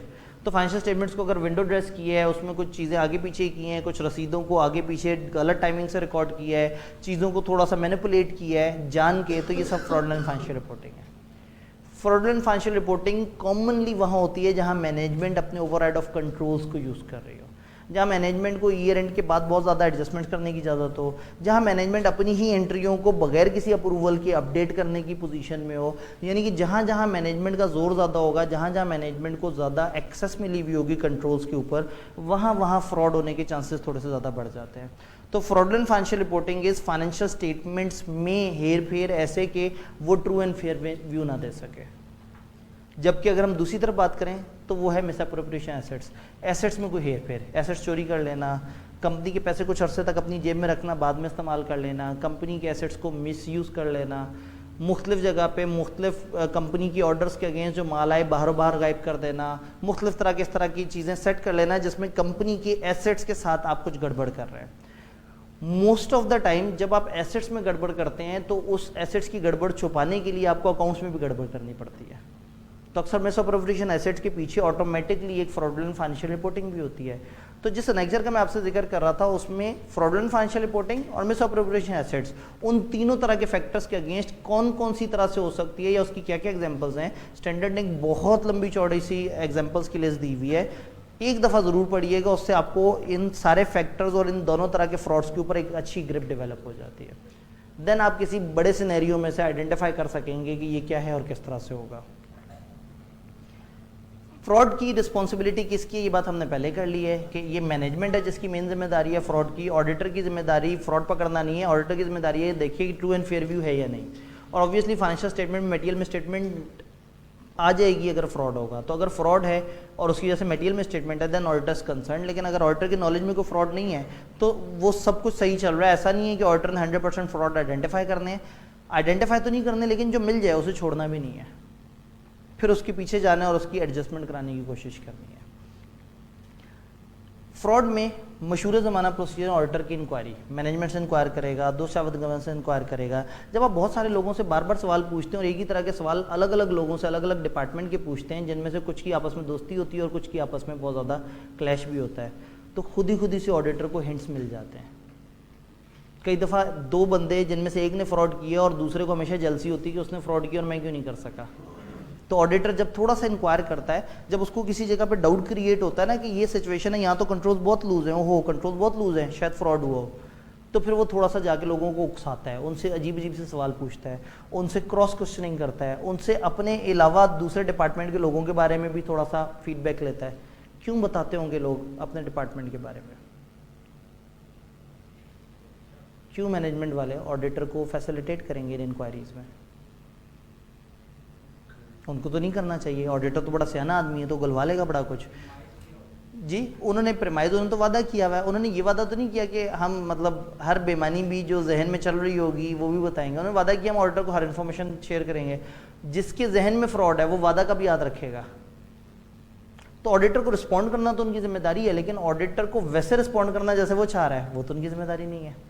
तो ऑडिटर भी बड़ा सियाना है, ऑडिटर क्रॉस क्वेश्चनिंग करके अलग अलग तरह के लोगों से ये चीज़ सामने रखता है। कॉमनली ऑडिटर का प्रोसीजर ये है कि जिस जगह से शक हो फ्रॉड का, तो टीम में से सीनियर या थोड़ा सा मतलब तेज टाइप का बंदा जो है ना, क्लाइंट के किसी सीनियर आदमी के पास चला जाता है और उसके साथ बैठ के जो है ना इनफॉर्मल गुफ्तगू शुरू कर देता है, और सुनाए आप कब से कंपनी में हैं और ये वो भी फिर रिलैक्स हो जाता है कि चलो ऑडिटर ने पहली दफ़ा आके थोड़ा सा ऑफिशियल सेट की भी बात की, मैं तो पिछले 27 साल से यहाँ पे हूँ और इस तरह से। फिर एक जुमला कह दिया कि मैंने देखा है कि डिपार्टमेंट में आपके अलावा कोई प्रॉपर काम नहीं करता, आपसे हमेशा इन्फॉर्मेशन भी पूरी मिल जाती है, मुझे लग रहा है ये बाकी लोग जो है ना ये बस सिर्फ तनख्वाहें ले रहे हैं, मुझे तो लगता है शायद 3-4 बंदों का काम तो आप अकेले ही कर लेते हैं, आपसे देखें ना हमेशा इन्फॉर्मेशन भी पूरी मिलती है, आप हमेशा सपोर्ट भी करते हैं, और आप जब आओ काम कर रहे होते हैं बाकी किसी के पास जाओ वो सॉलिटेयर खेल रहा होता है, किसी के पास जाओ तो वो मोबाइल पे कैंडी क्रश खेल रहा होता है। अजीब लोग हैं इदारे के। तो ऐसे में वो जो सीनियर आदमी है वो थोड़ा सा अब खुल जाएगा, अब उसको होगा कि इस बंदे ने जो है ना वो दिल के तार छेड़ दिए हैं। हर अच्छा आदमी बुरों को देख के थोड़ा सा अजियत में होता है, और हर कम बुरा आदमी ज़्यादा बुरों को देख के अजियत में होता है कि वो कर रहे हैं मैं क्यों नहीं कर पा रहा। तो चाहे वो शरीफ आदमी की डेफिनेशन में या कम बुरे आदमी की डेफिनेशन में, वो उस वक्त इनफॉर्मल माहौल में आपसे वो खुल के बातें करेगा जो शायद वो किसी और के सामने ना करता। इससे इन्फॉर्मेशन ली, आधी कच्ची पक्की बात पकाई और पहुंच गए दूसरे डिपार्टमेंट के ऐसे बंदे पे जिस पे एलिगेशन लगता लग रहा है। उसको जाके कहा कि मैंने तो उड़ती उड़ती सुनी है, बल्कि वो फलाना साहब भी कुछ इस तरह की बातें कर रहे थे, क्योंकि वो तो मुझे पता है, मैं बताऊं उसके बारे में, ये मसला ये मसला ये मसला। तो थोड़ा सा सियासी होना पड़ता है। ये जो इंक्वायरीज है ना, अगर आप देखेंगे तो फ्रॉड में सबसे ज़्यादा जो प्रोसीजर है मेन वो इंक्वायरी है। क्रॉस इंक्वायरीज करनी है, अलग अलग लोगों से पूछनी है, जहाँ आपको डाउट है ना उस एक ही एविडेंस को 4 अलग अलग लोगों से एक ही सवाल पूछें, अगर उनके जवाब आपस में मैच नहीं कर रहे तो थोड़े से चांसेस बढ़ जाते हैं कि पीछे कोई फ्रॉड हुआ है। तो ऑडिटर का बड़ा मशहूर प्रोसीजर होता है, यहाँ पे फ्रॉड कर रहा होता है अंदर के लोगों से, बाहर के लोगों से, अलग अलग अथॉरिटी के लेवल के लोगों से, जिससे वो जब उन सारी चीज़ों को corroborate करता है तो उसको फ्रॉड के करीब पहुँचने में ज़रा थोड़ी आसानी होती है। ऑडिटर मैनेजमेंट से स्पेसिफिक इंक्वायरीज भी कर रहा होता है, कई दफ़ा तो जनरल इंक्वायरीज कर रहा है, कई दफ़ा स्पेसिफिकली सर ये इवेंट है बताएं आपका इस पर क्या रिस्पॉन्स है, और कभी कभी वो जनरल इंक्वायरीज की तरफ भी जा रहा होता है। दोस्त शाविद गवर्नेंस के पास भी आप इश्यूज लेके जाते हैं कि जी ये इंटरनल कंट्रोल मैंने वीकनेस देखी, आप बताएं आप इसके बारे में क्या कहते हैं, और इसके बारे में फलाना जगह इंटरनल ऑडिटर ने जब खबर दी थी तो उसको ठीक क्यों नहीं किया गया था, ये काम ऐसे क्यों नहीं हुआ। तो ऐसे में दोस्त शाविद गवर्नेंस से वो स्पेसिफिक इंक्वायरी करके आपको थोड़ा सा आइडिया हो जाएगा कि शायद दोस्त शाविद गवर्नेंस भी साथ मिले हुए हैं, या शायद वो चाहते हैं लेकिन नीचे कुछ ऐसे लोग हैं जो उनको वो काम करने नहीं दे रहे। तो ऐसे में ऑडिटर ने थोड़ा सा अलर्ट रहना है, और वो जो जासूस वाला फील है ना वो यहाँ पे आनी चाहिए कि आपको, अब अगेन फ्रॉड पकड़ना हमारे जिम्मे नहीं है, लेकिन चूंकि फ्रॉड से हमारी फाइनेंशियल स्टेटमेंट्स मुतासर होने का खदशा है, और अब हमें चूंकि कुछ ऐसे रिस्क फैक्टर्स नज़र आ गए हैं, रिस्क फैक्टर्स नहीं थे तो मैं काम नहीं कर रहा था, अब रिस्क फैक्टर्स हैं तो अब मैंने एक दफ़ा तसल्ली करनी है कि ये वहम था या वाकई फ्रॉड हुआ है। तो आप फ्रॉड के पीछे मुख्तलिफ तरह के प्रोसीजर्स लगा रहे होते हैं। रिलेटेड एक्टिविटीज़ तो आपको पता है, जैसे 315 ने बताई थी, 550 में भी ऐसे ही लिखा हुआ है, 240 में भी लिखा हुआ है कि वही क्लाइंट एक्सेप्टेंस और कंटिन्यूस के प्रोसेस में आपको इनके बारे में बड़ा कुछ पता लगा है, इनकी इंटेग्रिटी, ये उसमें से कई दफ़ा फ्रॉड का रिस्क नज़र आ जाता है। इसी एंटिटी की को और एंगेजमेंट की है तो जैसे मैंने कहा उनका एटीट्यूड पता लग जाता है, उनकी अप्रोच पता लग जाती है, वो चीज़ों को कैसे लेके चल रहे हैं। पिछले ऑडिट से इन्फॉर्मेशन जो आपको मिलती हैं, पिछले ऑडिट्स में जो गड़बड़ें थी, पिछले ऑडिट में जिन एरियाज़ के ऊपर डिबेट होती रही, एंगेजमेंट टीम की आपस की डिस्कशन, वही बात है, सीनियर लेवल पे लोगों ने नीचे के लोगों को बताया, आपस में क्रॉस क्वेश्चनिंग, किसी को अपने एरिया में कोई मशकूक सी चीज़ नजर आई उसने फ़ौरन से साथ वाले बंदे को बताया। जब ये आपस में बैठ के एक दूसरे से क्रॉस कोरबोरेट करेंगे तो पीछे मौजूद फ्रॉड्स के करीब करीब पहुँच सकेंगे। कभी कभी एक्सट्रीम सिचुएशन में ऑडिटर जो है वो फ्रॉड की मौजूदगी की वजह से अपनी असाइनमेंट कंटिन्यू नहीं कर पाता, क्योंकि उसे नज़र आ रहा होता है कि किस किस के ऊपर बात करूं, किस किस पे इल्ज़ाम लगाऊं। ये तो सारे के सारे शहर जो है वो क्या, वो किसके हाथ पे अपना लहू तलाश करूं, तमाम शहर ने पहन रखे हैं दस्ताने।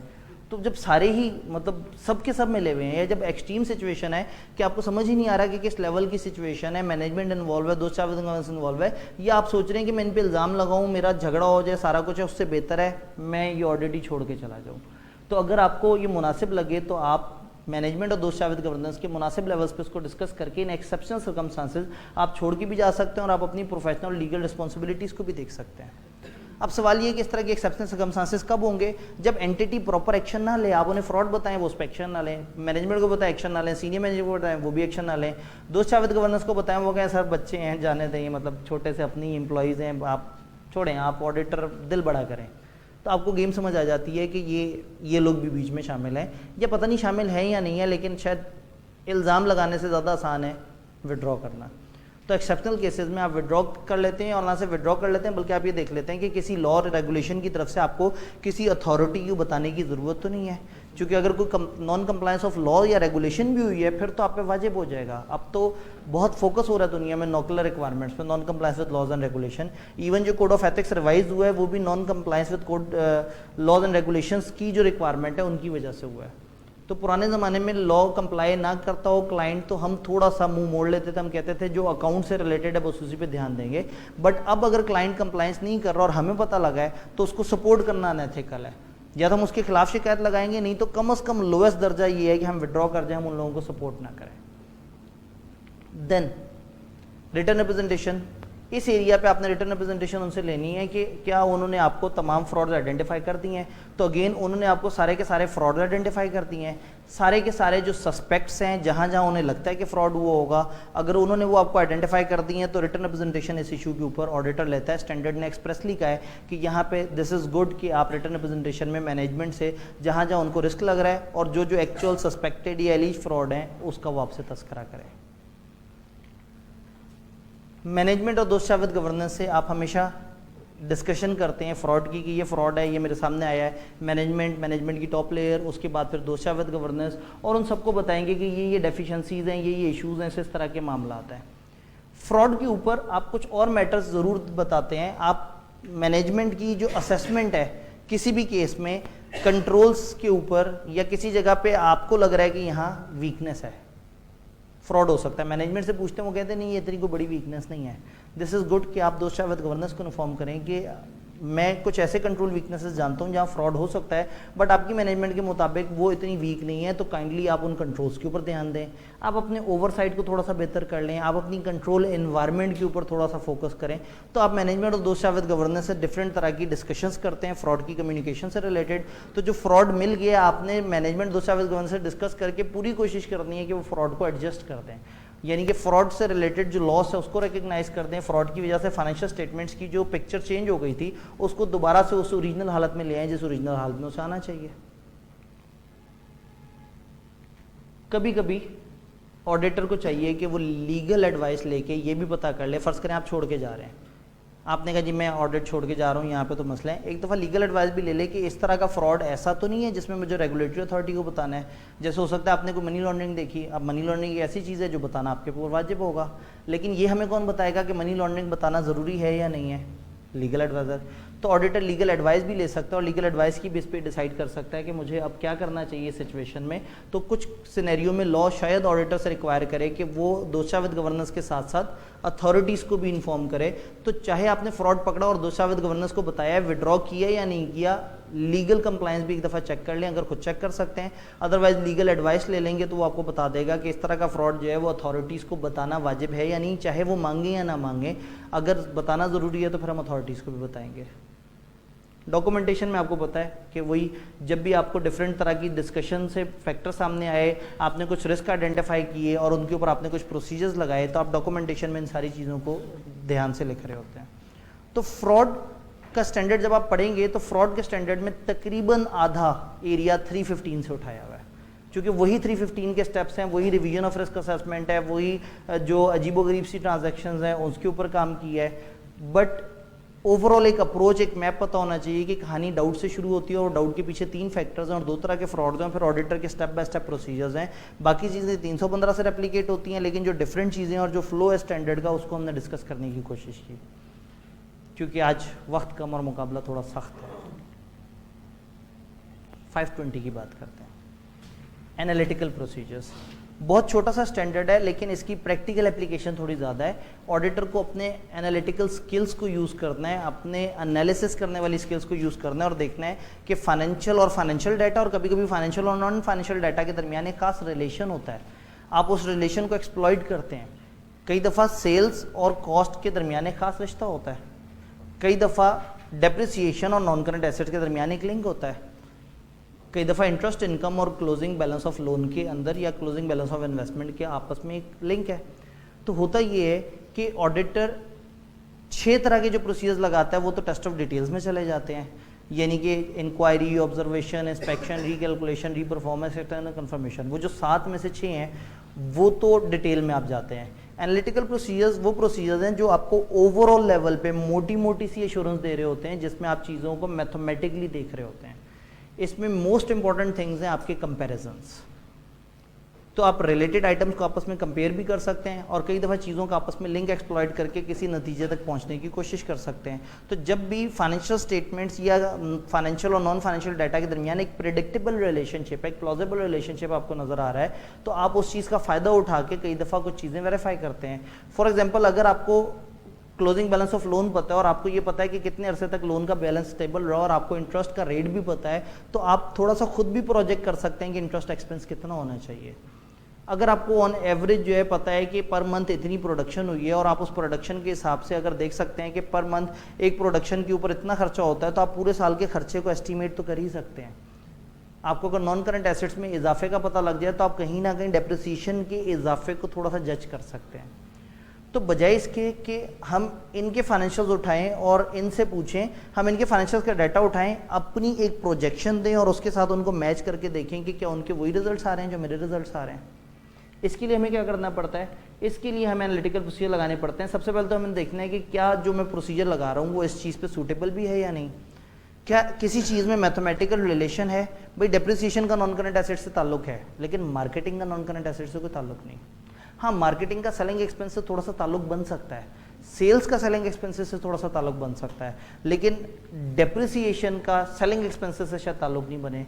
तो इंपॉर्टेंट कंसिडरेशन ये है कि ये नहीं है कि हर चीज़ में मैथ नज़र आई तो आपने रेशो निकालनी शुरू कर दी और आपने कह दिया जी पिछले साल तो एसेट्स और मार्केटिंग एक्सपेंसेस की रेशो थी 13%, इस दफ़ा भी 13% होनी चाहिए, मतलब ऐसा नहीं है। लेकिन पिछली दफ़ा सेलिंग एक्सपेंसेस और मार्केटिंग एक्सपेंसेस का अगर आपस में एक लिंक था, या पिछली दफ़ा नॉन करंट एसेट्स और डेप्रिसिएशन का एक खास लिंक था, तो इस दफ़ा भी उस तरह का लिंक होना चाहिए।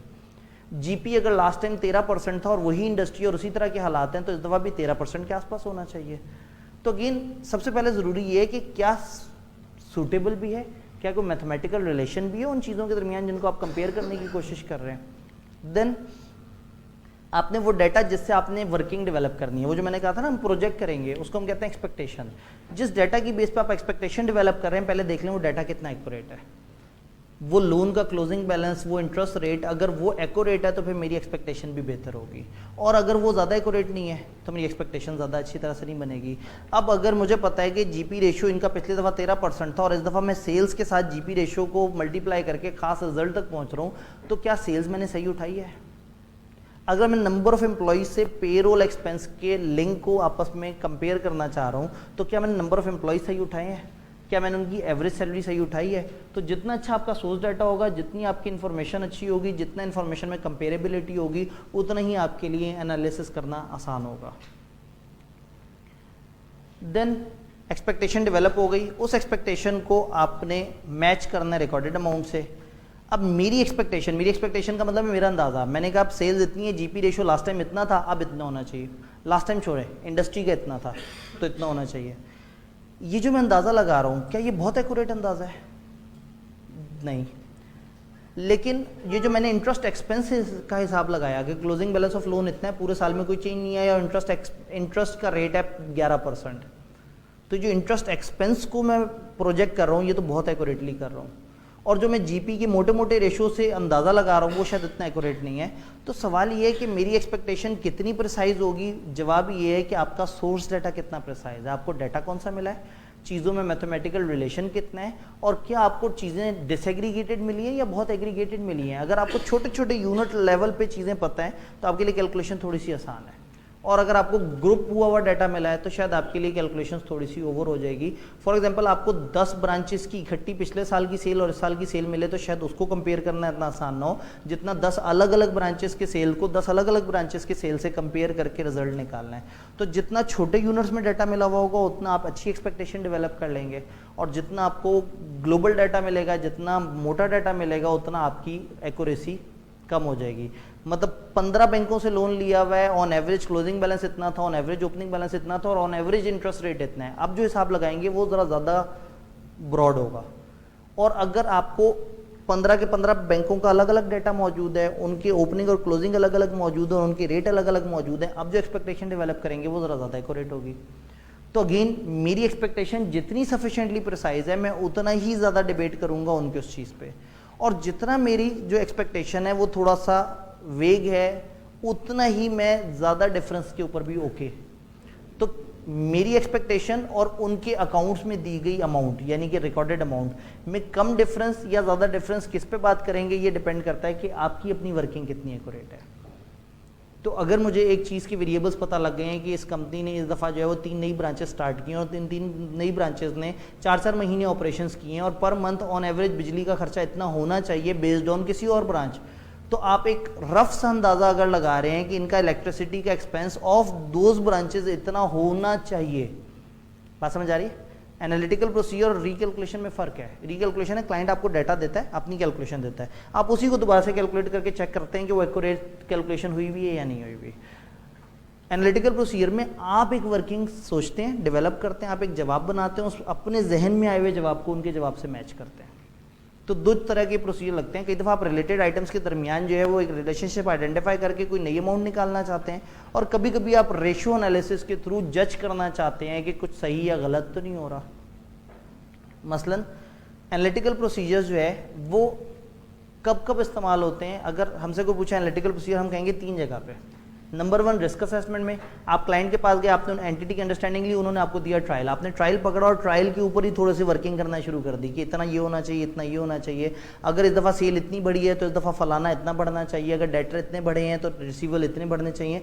वो मोटे मोटे अंदाजे लगा के और फिर देखा उन वैल्यूज़ को जिनका आप अंदाज़ा लगा रहे हैं, अगर वो डिफरेंट है तो उन एरियाज़ में चांसेस है कि शायद मुझे काम करना पड़े, तो आप रिस्क असेसमेंट के तौर पर भी यूज़ कर सकते हैं।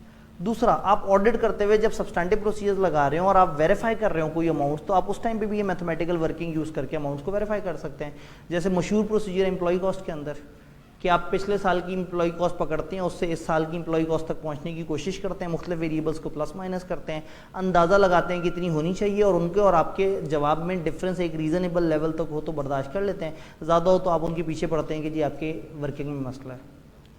तीसरा, जब ओवरऑल कंक्लूजन देनी होती है तो उस टाइम पे भी जो है वो पार्टनर लेवल पे एनालिटिकल प्रोसीजर्स लगाए जा रहे होते हैं।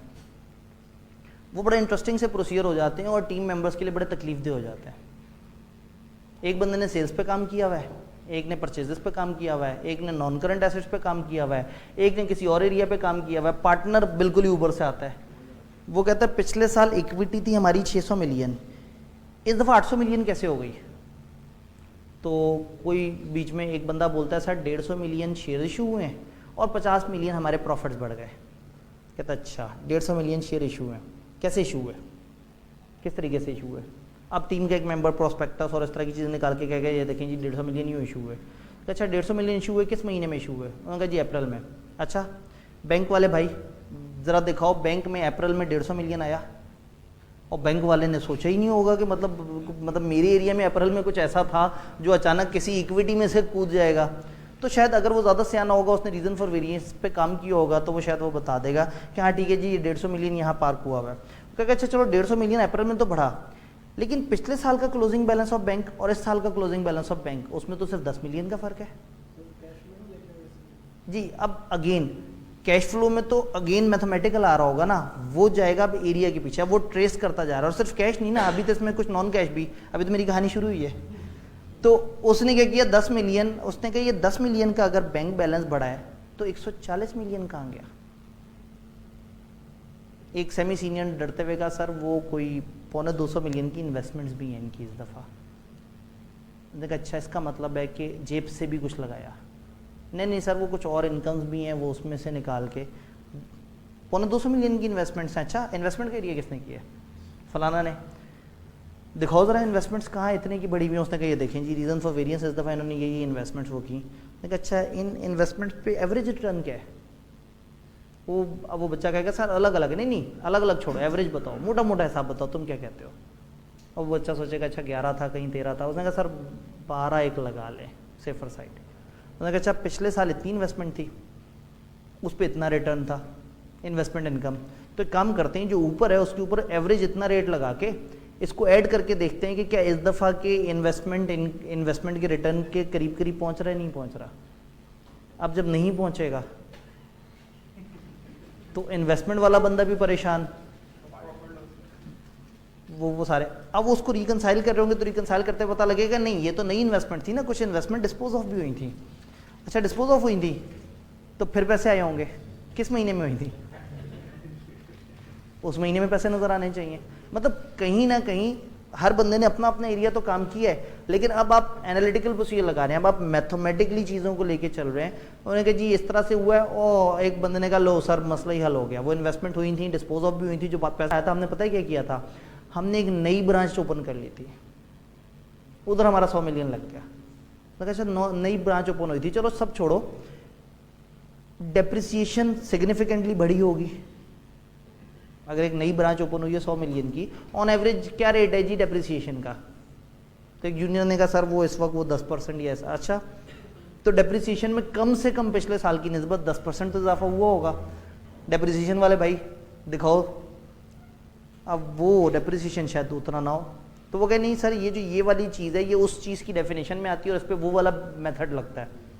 अच्छा वर्किंग दिखा दो। कहने का मतलब ये है कि वो डेबिट्स क्रेडिट्स को ही ट्रेस करते करते एनालिटिकल प्रोसीजर लगाते हुए कि इतना अगर डेबिट पे आया तो क्रेडिट पे कहाँ गया, क्रेडिट पे इतना आया तो डेबिट पे कहाँ गया।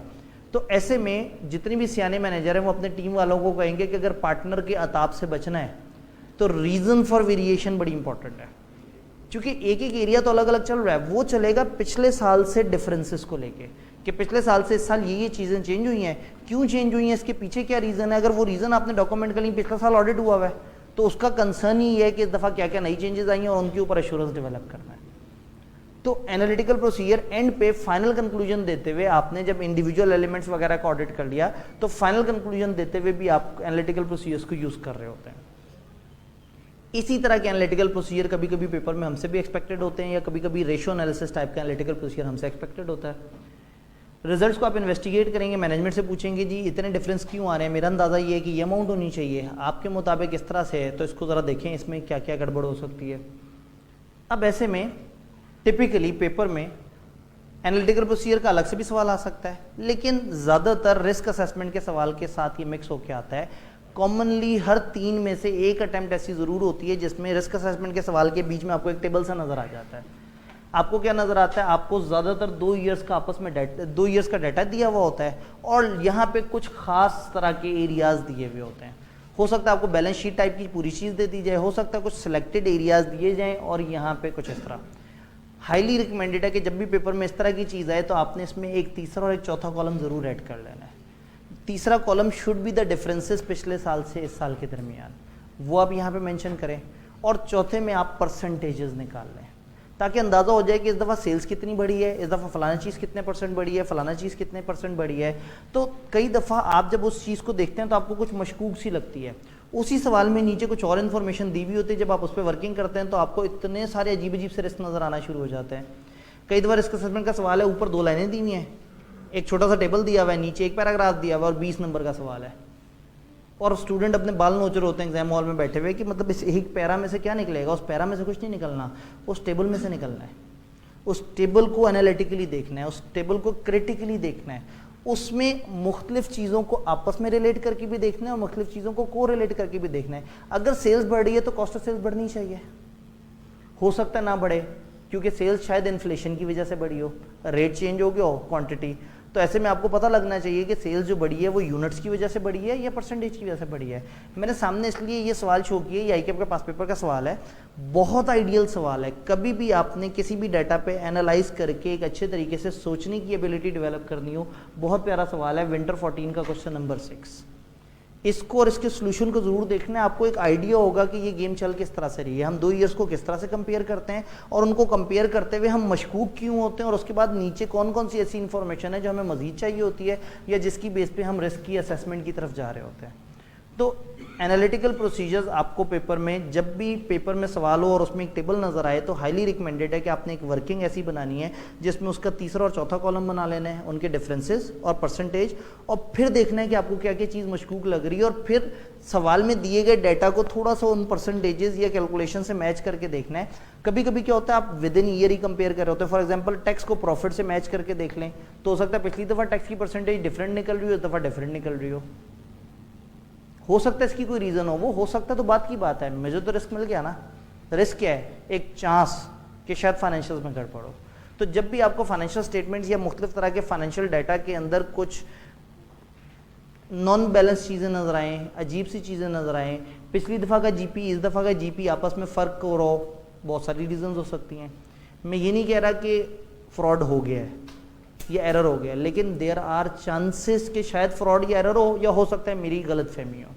तो जब भी डाटा दिया हुआ है कोशिश करें कि आप उसको थोड़ा सा मैनिपुलेट कर सकें, कोशिश करें कि आप उसके ऊपर थोड़ी सी वर्किंग कर सकें। ख़ासतौर पे आपने रीजंस फॉर वेरिएशन तक पहुंचने की कोशिश ज़रूर करनी है, और हो सके तो सेम ईयर के अंदर भी चीज़ों को कंपेयर करना है। तो कई दफ़ा अचानक से रिलेटेड पार्टीज बहुत बढ़ गई होती हैं, कई दफ़ा एक लोन का बैलेंस बहुत बढ़ गया होता है, जबकि आप दूसरी तरफ जाके देखते हैं तो इंटरेस्ट एक्सपेंस उस तरह से नहीं बढ़ा होता। इसी तरह से एनालिटिकल प्रोसीजर का एक और सवाल भी आपको नजर आएगा पास पेपर्स में, जिसमें उन्होंने आपकी टीम का एक एनालिटिकल प्रोसीजर, एक एनालिसिस किया हुआ दिखाया और आपने उसके ऊपर तबसरा करना है। तो ये ओवरऑल अप्रोच डेवलप होगी। मैं आपको रिकमेंड करूंगा कि आपने पास पेपर्स के ये 1-2 सवाल पहले करने हैं रिस्क असेसमेंट का सवाल करने से पहले। इससे आपकी मैथमेटिकल स्किल डेवलप होगी, ये और इनके जवाब देख के। फिर आप किसी भी बड़े सवाल में दिया हुआ छोटा सा फाइनेंशियल डाटा भी ना, उसमें से 2 या 3 रिस्क निकालने की पोजीशन में होंगे। ये गेम मिक्स है, आपने अलग अलग तरीके से रिस्क निकालना है, और एनालिटिकल प्रोसीजर आपको बहुत हेल्प करते हैं, या खासतौर पे जो मैथमेटिकल एनालिसिस है ये आपको अच्छा खासा हेल्प करता है। अगेन चूँकि कल के सवालों ने हमारे आज के सेशन को ज़रा थोड़ा सा वो कर दिया है, हमें अभी एक इम्पॉर्टेंट डिस्कशन करनी है कि इसके सवाल को हम सॉल्व कैसे करें। ये जो हमारा रिस्क असेसमेंट का सवाल है, रिस्क असेसमेंट का सवाल टिपिकली 2 पार्ट्स इसमें होते हैं। एक पार्ट कहता है बताओ क्या रिस्क है, दूसरा पार्ट कहता है बताओ रिस्पॉन्स क्या दोगे। 80% ऑफ द एग्जामिनर कमेंट्स का ये कहना है कि रिस्क तक बच्चे पहुंच जाते हैं, रिस्पॉन्सेज उन्हें नहीं पता होते। और उन्हीं 80% ऑफ द क्वेश्चंस जिसमें वो कहते हैं बच्चे रिस्क तक पहुंच जाते हैं, उसमें एग्जामिनर रो रहा है कि रिस्क तक पहुंचे तो सही, लेकिन पता नहीं कौन सा रिस्क है वो जहाँ तक ये पहुंचे, और जो सवाल में रिस्क थे वहाँ तक ये नहीं पहुंचे। यानी पहला मसला है कि वो कह रहे हैं क्वांटिटी वाइज लोगों का शौक है रिस्क बताने का, बट रिस्पॉन्सेज बताने में वो वैसे ही माठे हैं। तो स्टेप 1 इज कि रिस्पॉन्सेज वाली साइड फारिग है। स्टेप 2 जो रिस्क बता रहे हैं उसमें भी कई दफ़ा रेलेवेंट नहीं है, और वही बात है पास पेपर के जब रट्टे मारे हुए हैं तो जहाँ उस जैसी चीज़ नजर आई फ़ौरन से रिस्क बता दिया, जबकि वो रिस्क शायद उस सवाल में नहीं है। तो ऐसे में ओपन बुक या हमारी अप्रोच हमें कैसे हेल्प कर सकती है, तो देखते हैं कि कुछ हमें हेल्प किताब से मिल जाएगी, लेकिन हमने ये देखा था कि हमारा जो कोड ऑफ एथिक्स है वो 100% किताब से आंसर हो रहा है। 700 सीरीज थोड़ी सी आंसर हो रही है, थोड़ी सी आंसर नहीं हो रही, और रिस्क असेसमेंट में कॉमन प्रिजम्पशन है कि किताब हेल्प नहीं करती, बट किताब आपको शायद 20, 25 या 30% हेल्प कर सकती है। आपने रिस्क आइडेंटिफाई करना होता है और आपने रिस्पॉन्सेज देने होते हैं। जब रिस्क आइडेंटिफाई करना है तो सवाल की ज़्यादातर रिक्वायरमेंट होती है कि विद और विदाउट एनालिटिकल वर्किंग। कई दफ़ा सिर्फ थ्योरी दे देते हैं आपको और आपने उसके ऊपर बहस करनी होती है। जब खाली थ्योरी दी है तो 315 वाली बातें जहन में होना बड़ा ज़रूरी है, और जब थ्योरी के साथ कुछ न्यूमेरिकल भी दिया हुआ है कुछ, तो फिर आपने analytical procedure, ratios, percentages, differences, थोड़ा सा इन चीज़ों के ऊपर भी वर्किंग करनी होती है। जब आप आइडेंटिफाई कर रहे हैं तो कुछ चीज़ें आपको हेल्प करेंगी। फॉर एग्जाम्पल आईटी से रिलेटेड जो स्पेसिफिक रिस्क हैं, ये 64 पैरा में, अगर सवाल में आपको कोई आईटी सिस्टम या नई आईटी, नई टेक्नोलॉजी, कहीं भी आईटी रिलेटेड बात नज़र आती है, ये पैरा मुख्तलिफ तरह के रिस्क आईटी रिलेटेड बताता है। चांसेस हैं कि एक आध रिस्क आप वहाँ से पिक कर सकें। अगेन ये नहीं है कि पेपर में आपने ये सारे पैराज जा जाके पढ़ना शुरू कर देने, ये पैराज आपने पहले अच्छी तरह से देखे हुए हो। पेपर में अगर आपको डाउट हो रहा हो किसी सिचुएशन पे तो एहतियातन वहाँ जाके देख लें, तो आपको IT रिलेटेड रिस्क मिल सकते हैं A64 पैरा में 315 में। फिर नॉन रूटीन ट्रांजैक्शन, आपको अजीब सी ट्रांजैक्शन नजर आई सवाल में, उन्होंने कहा एक अलग से यूं इक्विटी यूं करके ऐसे कन्वर्ट हो रही है, या एक ऐसी चीज़ हो रही है जो उससे पहले नहीं हुई, ये वेरी फर्स्ट ट्रांजैक्शन है। तो अगेन ये नॉन रूटीन ट्रांजैक्शन है, इसके स्पेसिफिक रिस्क एक और जगह दिए हुए हैं। यहाँ तो हमने सिर्फ रिस्क आइडेंटिफाई करना है ना, बहस तो अगले पोर्शन में करनी है। फिर अजर्शंस की ज़रूरत बहुत पड़ सकती है आपको रिस्क को आइडेंटिफाई करते हुए, वो क्यों है उसकी हम आगे शीट पे जाके, तो ये अजर्शन वाला पैरा तो आपने खासतौर पे हाईलाइट करके इसके आसपास का पेज भी मोड़ के रख देना है ताकि पेपर में ये फौरन से ओपन हो सके, क्योंकि जब भी रिस्क होता है वो फाइनेंशियल स्टेटमेंट लेवल का होता है या अजर्शन लेवल का होता है। तो दिस इज़ गुड कि आपको अजर्शंस का अच्छी तरह से पता होना चाहिए। अजर्शंस के ऊपर अभी साथ साथ ही डिबेट करते हैं, इसी के साथ इंशाल्लाह नए पर्सनल, नए सिस्टम, नई टेक्नोलॉजी, जब भी वो वर्ड नया इस्तेमाल करेंगे ना, नया डिपार्टमेंट, नया डिवीजन, नया इस तरह से करके, तो आपको अपेंडिक्स 1 के पैरा 4 में स्पेसिफिकली उन्होंने बहुत सारे स्पेसिफिक रिस्क बताए हैं कि नई चीज़ में रिस्क होता है और क्या रिस्क होता है। तो आपको वो वाला पैरा हेल्प कर सकता है और आपको बहुत अजीब सा नहीं लगेगा कि ये नई चीज़ है, अब इसमें रिस्क क्या बताऊँ, ये तो पता है कि नई चीज़ रिस्क है, बट यहाँ आपको कुछ बड़ी अच्छी रीजनिंग मिल जाएंगी नए पर्सनल, नए सिस्टम, नई टेक्नोलॉजी के अंदर रिस्क की। कुछ ना हो तो एक अपेंडिक्स 2 तो ऐसा है ही है जिसमें एक लिस्ट दी हुई है रिस्क ऑफ मटेरियल में स्टेटमेंट्स की। वो वाली लिस्ट भी कभी कभी हमें भूला भटका एक आध रिस्क आइडेंटिफाई करवा के दे सकती है। गोइंग कंसर्न से रिलेटेड स्पेसिफिक रिस्क इस पैरा में दिए हुए हैं। फ्रॉड रिस्क फैक्टर्स अगेन आपने उस वक्त नहीं जाना, आपने पेपर में जाने से पहले एक दफ़ा से पढ़ लेना, क्योंकि ये काफ़ी बड़ा डॉक्यूमेंट है, मैंने आपको बताया था जो अपेंडिक्स, चीज़ें काफ़ी ज़्यादा हैं, लेकिन एक दफ़ा ज़रूर आपने पढ़ा हुआ हो ताकि आपका माइंड फ्रॉड रिलेटेड रिस्क को भी आइडेंटिफाई कर सकता हो एक रेगुलर सवाल के अंदर। देन अपेंडिक्स 3 में कुछ सर्कमस्टांसेस ऐसे बताए हैं जो पॉसिबिलिटी ऑफ फ्रॉड की तरफ जाते हैं। ये तो फ्रॉड रिस्क फैक्टर्स है अपेंडिक्स 1 में, अपेंडिक्स 3 भी इंपॉर्टेंट है। ये बहुत लंबी चौड़ी लिस्ट नहीं है, ये तकरीबन 2-2.5 सफ़े टाइप का एक एनेक्जर, बल्कि बारीक फॉन्ट में तो 1.5 सफ़े में चल जाता है। आप उसे पढ़ेंगे तो वो ओवरऑल वो सिचुएशन बताएंगे जहाँ ऑडिटर मशकूक हो सकता है कि यहाँ पे फ्रॉड हो रहा है। ये सारी चीज़ों में तो किताब ने हेल्प करनी है, लेकिन दिमाग ने कहाँ हेल्प करना है। What can go wrong with accounting treatment, आपने अकाउंटेंट की तरह हमेशा सोचना है। ये बात पेपर में इंशाल्लाह आपको याद आएगी, जब भी आपने सवाल देखना है एक अकाउंटेंट बन के सोचना है कि मेरे से क्या गड़बड़ हो सकती है, ये सिचुएशन है, मैं क्या गड़बड़ कर दूंगा। जैसे कल हमने कहा कि लेदर जैकेट जो है स्टोर में चली जाएंगी, तो फ़ौरन से अकाउंटेंट बन के सोचा अच्छा स्टोर में चली जाएंगी, सेल्स कट ऑफ इस तरह का मसला आएगा, इन्वेंट्री की वैल्यूएशन का मसला आ जाएगा। तो एक अकाउंटेंट की तरह देखना है कि कहाँ कहाँ क्या गड़बड़ हो सकती है। इन सवालों की प्रैक्टिस ज़रूर करनी है, रट्टा नहीं मारना, क्योंकि हर सवाल दूसरे से थोड़ा सा डिफरेंट होता है, तो ज़रूरी नहीं कि हर रिस्क दूसरी जगह पे फिट भी हो। हाँ, जब आप थोड़ी सी प्रैक्टिस करेंगे तो कुछ कुछ माइंड बनना शुरू हो जाएगा कि फॉरेन करेंसी जब आती है तो इस तरह का रिस्क अक्सर होता है, जब भी सेल कम होना शुरू हो जाती है तो कहीं ना कहीं एम्पेयरमेंट और इस तरह की बातें होती हैं, बट वो विद प्रैक्टिस होगा। अगर आप रट्टा मारेंगे और सवाल को देख के एज इट इज़ छापने की कोशिश करेंगे तो थोड़ा गलत हो जाएगा। तो ओपन बुक आपको किसी हद तक हेल्प कर सकती है, हो सकता है 25 से 30, हो सकता है 30 से 35% पेपर में आपको हेल्प कर दे, बट अपना दिमाग सबसे पहले है, वो तो सबसे ज़्यादा यूज़ करने की कोशिश करना है।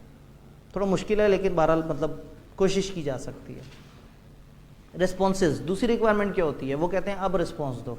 जो रिस्क बताया ना, तो कई दफ़ा आप रिस्क बताते हुए डर रहे होते हैं क्योंकि आपको पता ही नहीं होता उसका रिस्पॉन्स। अब सवाल ये कि हमें पेपर में रिस्क कितने बताने चाहिए। जवाब ये है कि सवाल के नंबर कितने, ज़्यादातर सवाल के नंबर ज़्यादा ही होते हैं। अब फर्ज करें 20 नंबर का सवाल है, 6 रिस्क बताऊं या 15 रिस्क बताऊं? 20 नंबर का सवाल है। जवाब ये है कि मुझे क्या कितना आता है। आप 10 वो रिस्क बताएं जिनमें से 5 तुक्के मार रहे हो, बजाय उसके देखें जब सवाल ने क्या रिस्क बताओ और उसका रिस्पॉन्स दो। अब सोचें 20 नंबर का सवाल है, आप 10 रिस्क बता रहे हैं और 10 रिस्पॉन्स बता रहे हैं, तो इसका मतलब है 1 नंबर रिस्क और 1 नंबर रिस्पॉन्स का। और रिस्पॉन्स में जब आपने 4-5 लाइनें लिखनी है तो आपको लगता है कि 4-5 लाइनें लिखनी चाहिए 1 नंबर लेने के लिए। जब आपको ज़्यादा रिस्पॉन्सेज ना समझ आ रहे हो और रिस्क बहुत ज़्यादा आपको आ के टकरा रहे हो, तो फिर आज इस अप्रोच की तरफ जाएं कि ज़्यादा रिस्क ज़्यादा रिस्पॉन्स, थोड़ा थोड़ा सा रिस्क की डिस्क्रिप्शन, थोड़ा थोड़ा सा रिस्पॉन्स। बट अगर 4-5 बड़ी ऑब्वियस चीज़ें आपको पता लग गई हैं और आप उसके अंदर अच्छे रिस्पॉन्सेज डेवलप कर सकते हैं, तो दिस इज़ गुड कि आप 6 हेडिंग्स दें, ये इशू, इसमें ये रिस्क है और ये मेरे रिस्पॉन्सेज हैं, आपकी 6-7 लाइनें उस रिस्पॉन्स पे लग जाएंगी। तो शायद आप, वही बात है कि अगर आपने 6 रिस्क और रिस्पॉन्सेज बताए तो 6 रिस्क बताने के कम से कम 6 नंबर फॉर एग्जांपल, और रिस्पॉन्सेज के लिए हमारे पास कितने, 14 नंबर, 6 एरिया 14 नंबर, तो पर एरिया आप 2.25 नंबर, मैक्सिमम वो 3 नंबर दे देंगे एक एरिया के रिस्पॉन्स के लिए। तो हरगिज ज़्यादा नंबर का ये मतलब नहीं है कि आपके रिस्क बहुत ज़्यादा होने चाहिए। अगर आपके पास कम रिस्क है मगर आप क्वालिटी का लिख सकते हैं तो फिर उस अप्रोच की तरफ जाएं कि फिर आप टेबल शेबल मत बनाएं। फिर आप एक हेडिंग दें, ये वाला रिस्क, नीचे बताएं ये क्यों रिस्क है, और फिर उसके रिस्पॉन्स बताएं, फिर दूसरा वाला रिस्क ये और उसके रिस्पॉन्स। और अगर आपको ज़्यादा रिस्पॉन्स नहीं बनाने आते या पेपर में आप सोच रहे हैं कि रिस्पॉन्स में आया तो मैं तो फ्लॉप हो जाऊँगा, तो फिर आप बड़ी अप्रोच की तरफ जाएं कि एक टेबल बनाया, लेफ्ट और राइट 2 कॉलम बनाए, और एक तरफ लाइन से जनाब आपने हर 5-6 लाइनें छोड़ छोड़ के रिस्क लिखने शुरू कर दिए, 11-12 रिस्क बता दिए और आगे उनके थोड़े थोड़े से रिस्पॉन्सेज बता दिए। एग्जामिनर समझ जाएगा कि चूंकि इतने सारे रिस्क इसने बताए हैं तो ये पर रिस्पॉन्स पे ज़्यादा टाइम नहीं स्पेंड कर सकता था। उन्हें क्या पता, हमें आता ही उतना सा था।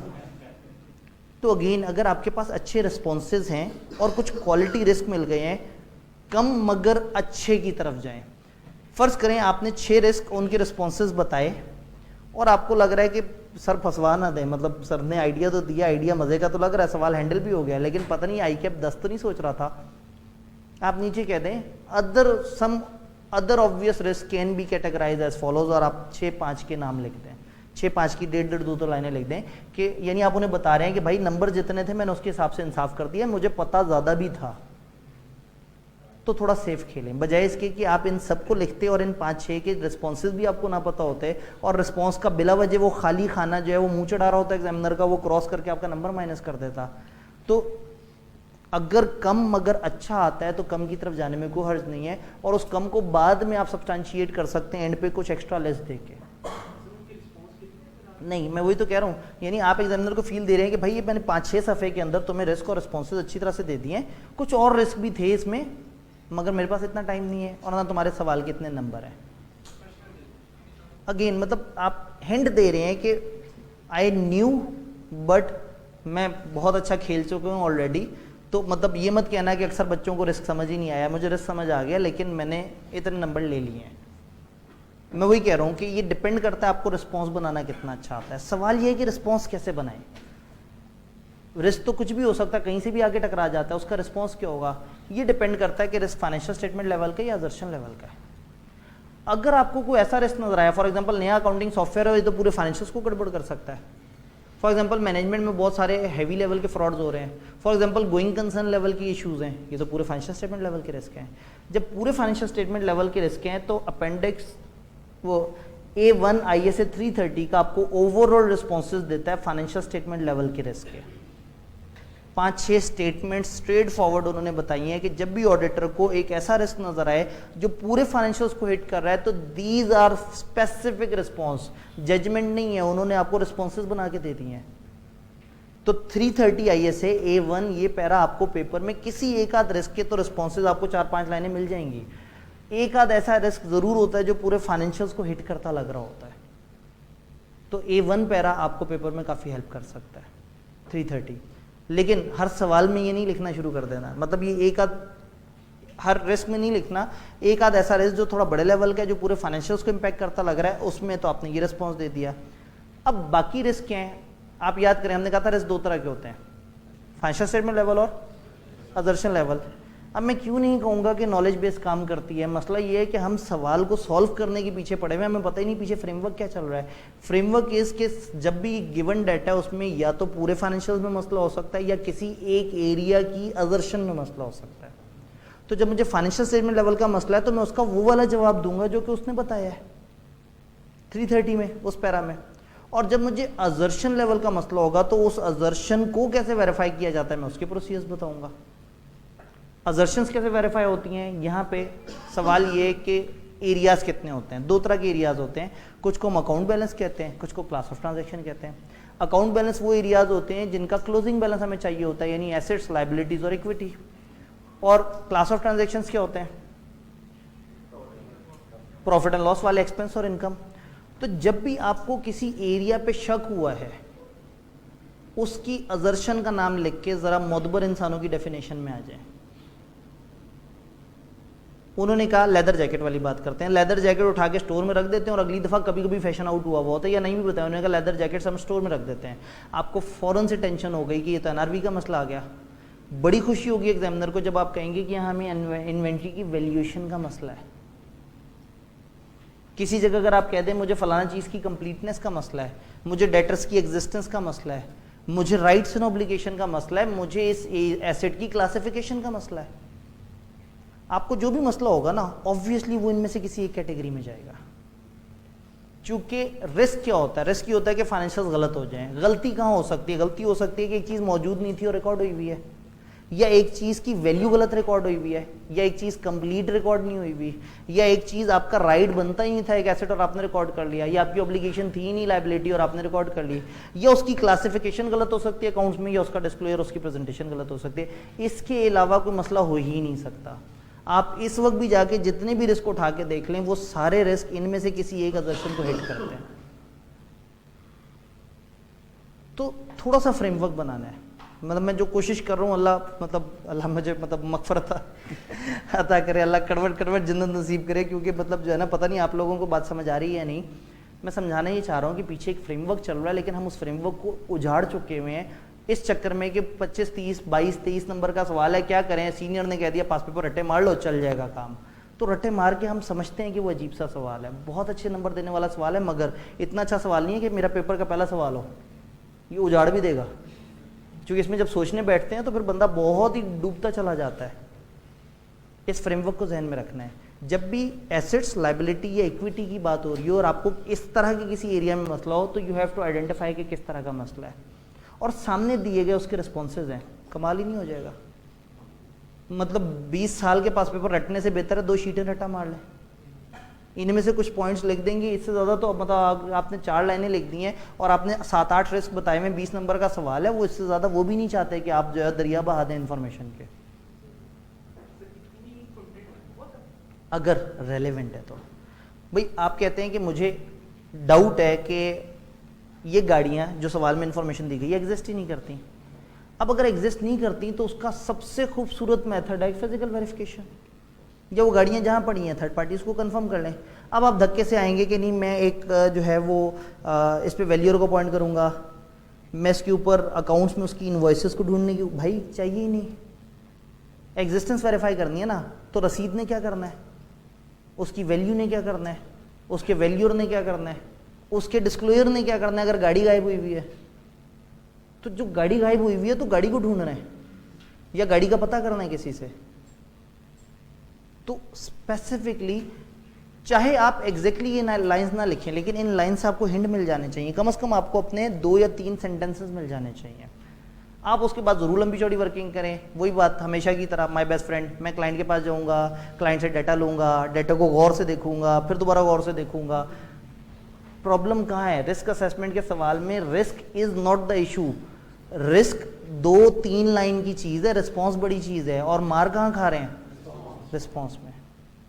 रिस्क तो पास पेपर के रट्टे मार के समझ आना शुरू हो गए, हालांकि उसके पीछे भी कुछ फ्रेमवर्क था, चलें ठीक है वो मुश्किल फ्रेमवर्क था, लेकिन रिस्पॉन्स के अंदर थोड़ा सा आप खास तौर पे देखिएगा, आपने प्रैक्टिस करते हुए देखना है कि जब आपको पास पेपर्स में सोल्यूशन में रिस्पॉन्सेज नजर आए, एक बात है पास पेपर के सोल्यूशन को देख के कभी भी घबराया ना करें। आईकेप का किसी भी पेपर का जो सजेस्टेड सोल्यूशन आप उसे उठाएं, उसको सामने रखें और अपने पास लिखने की कोशिश करें। 3.5-4 घंटे तक तो आप सिर्फ उसे छाप सकते हैं। तो पेपर में बैठ के इतना ज़्यादा सोचना और इतना ज़्यादा लिखना पॉसिबल नहीं होता। उनके पास फ्री टाइम होता है, एट दैट टाइम जब उन्होंने सॉल्यूशंस को वेबसाइट पे रखना है तो वो उनके ऑफिशियल सॉल्यूशन ऑब्वियसली नहीं है, वो सॉल्यूशंस हैं जो उन्होंने आपको सजेस्ट करना है कि इस टाइप की चीज़ें होनी थी। तो उन्होंने किसी कमेटी को टास्क दिया, उस कमेटी के किसी चार्टर्ड अकाउंटेंट ने बैठ के उसके ऊपर सोचा और कुछ अच्छे अच्छे प्रोसीजर ड्राफ्ट करके और आपको 8, 10, 11 बातें और उनके ऊपर इतनी डिटेल रिस्पॉन्सेज दे दिए just for giving you understanding.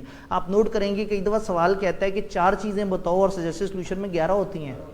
उसका ये मतलब नहीं कि आपसे वो 11 एक्सपेक्ट कर रहे थे, वो आपको मैक्सिमम फैसिलिटेट करना चाह रहे हैं। यार इन ग्राउंड्स पे सोचते तो उन सॉल्यूशंस की गहराइयों को देख के मत परेशान हो कि नहीं मैं इतना नहीं लिखूंगा तो फेल हो जाऊंगा। उससे आपको हिंट मिलना चाहिए।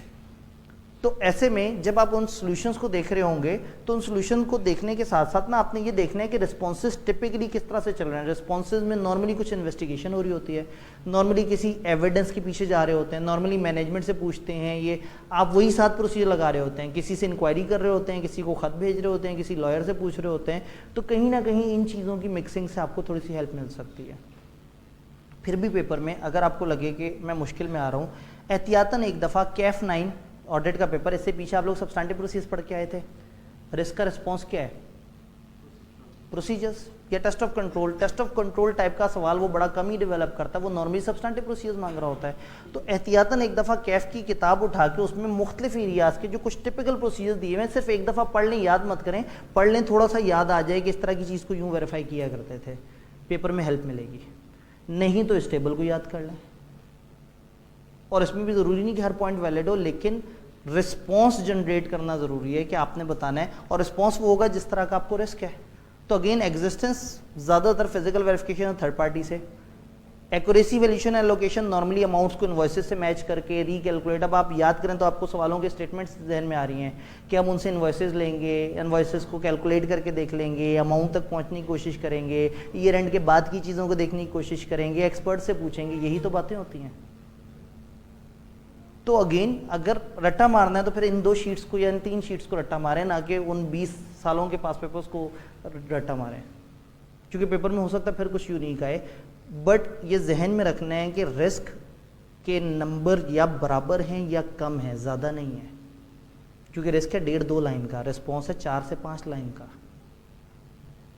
तो इसलिए आप बहुत सारे रिस्क बता के बहुत खुश खुश पेपर में आते हैं, आपने तो आधा किया, और वो आधा भी शायद पता नहीं उनकी पसंद के मुताबिक किया या नहीं किया। नंबर की तरफ जाएं, ना कि क्वांटिटी बढ़ा रहे हो। तो कम रिस्क पता है मगर अच्छे रिस्पॉन्सेस पता है, ओके गो फॉर दैट, और एंड पे बता दें मुझे और रिस्क भी पता था लेकिन इतने नंबर मैं अब तक हलाल कर चुका हूँ और मुझे और नंबर नहीं चाहिए।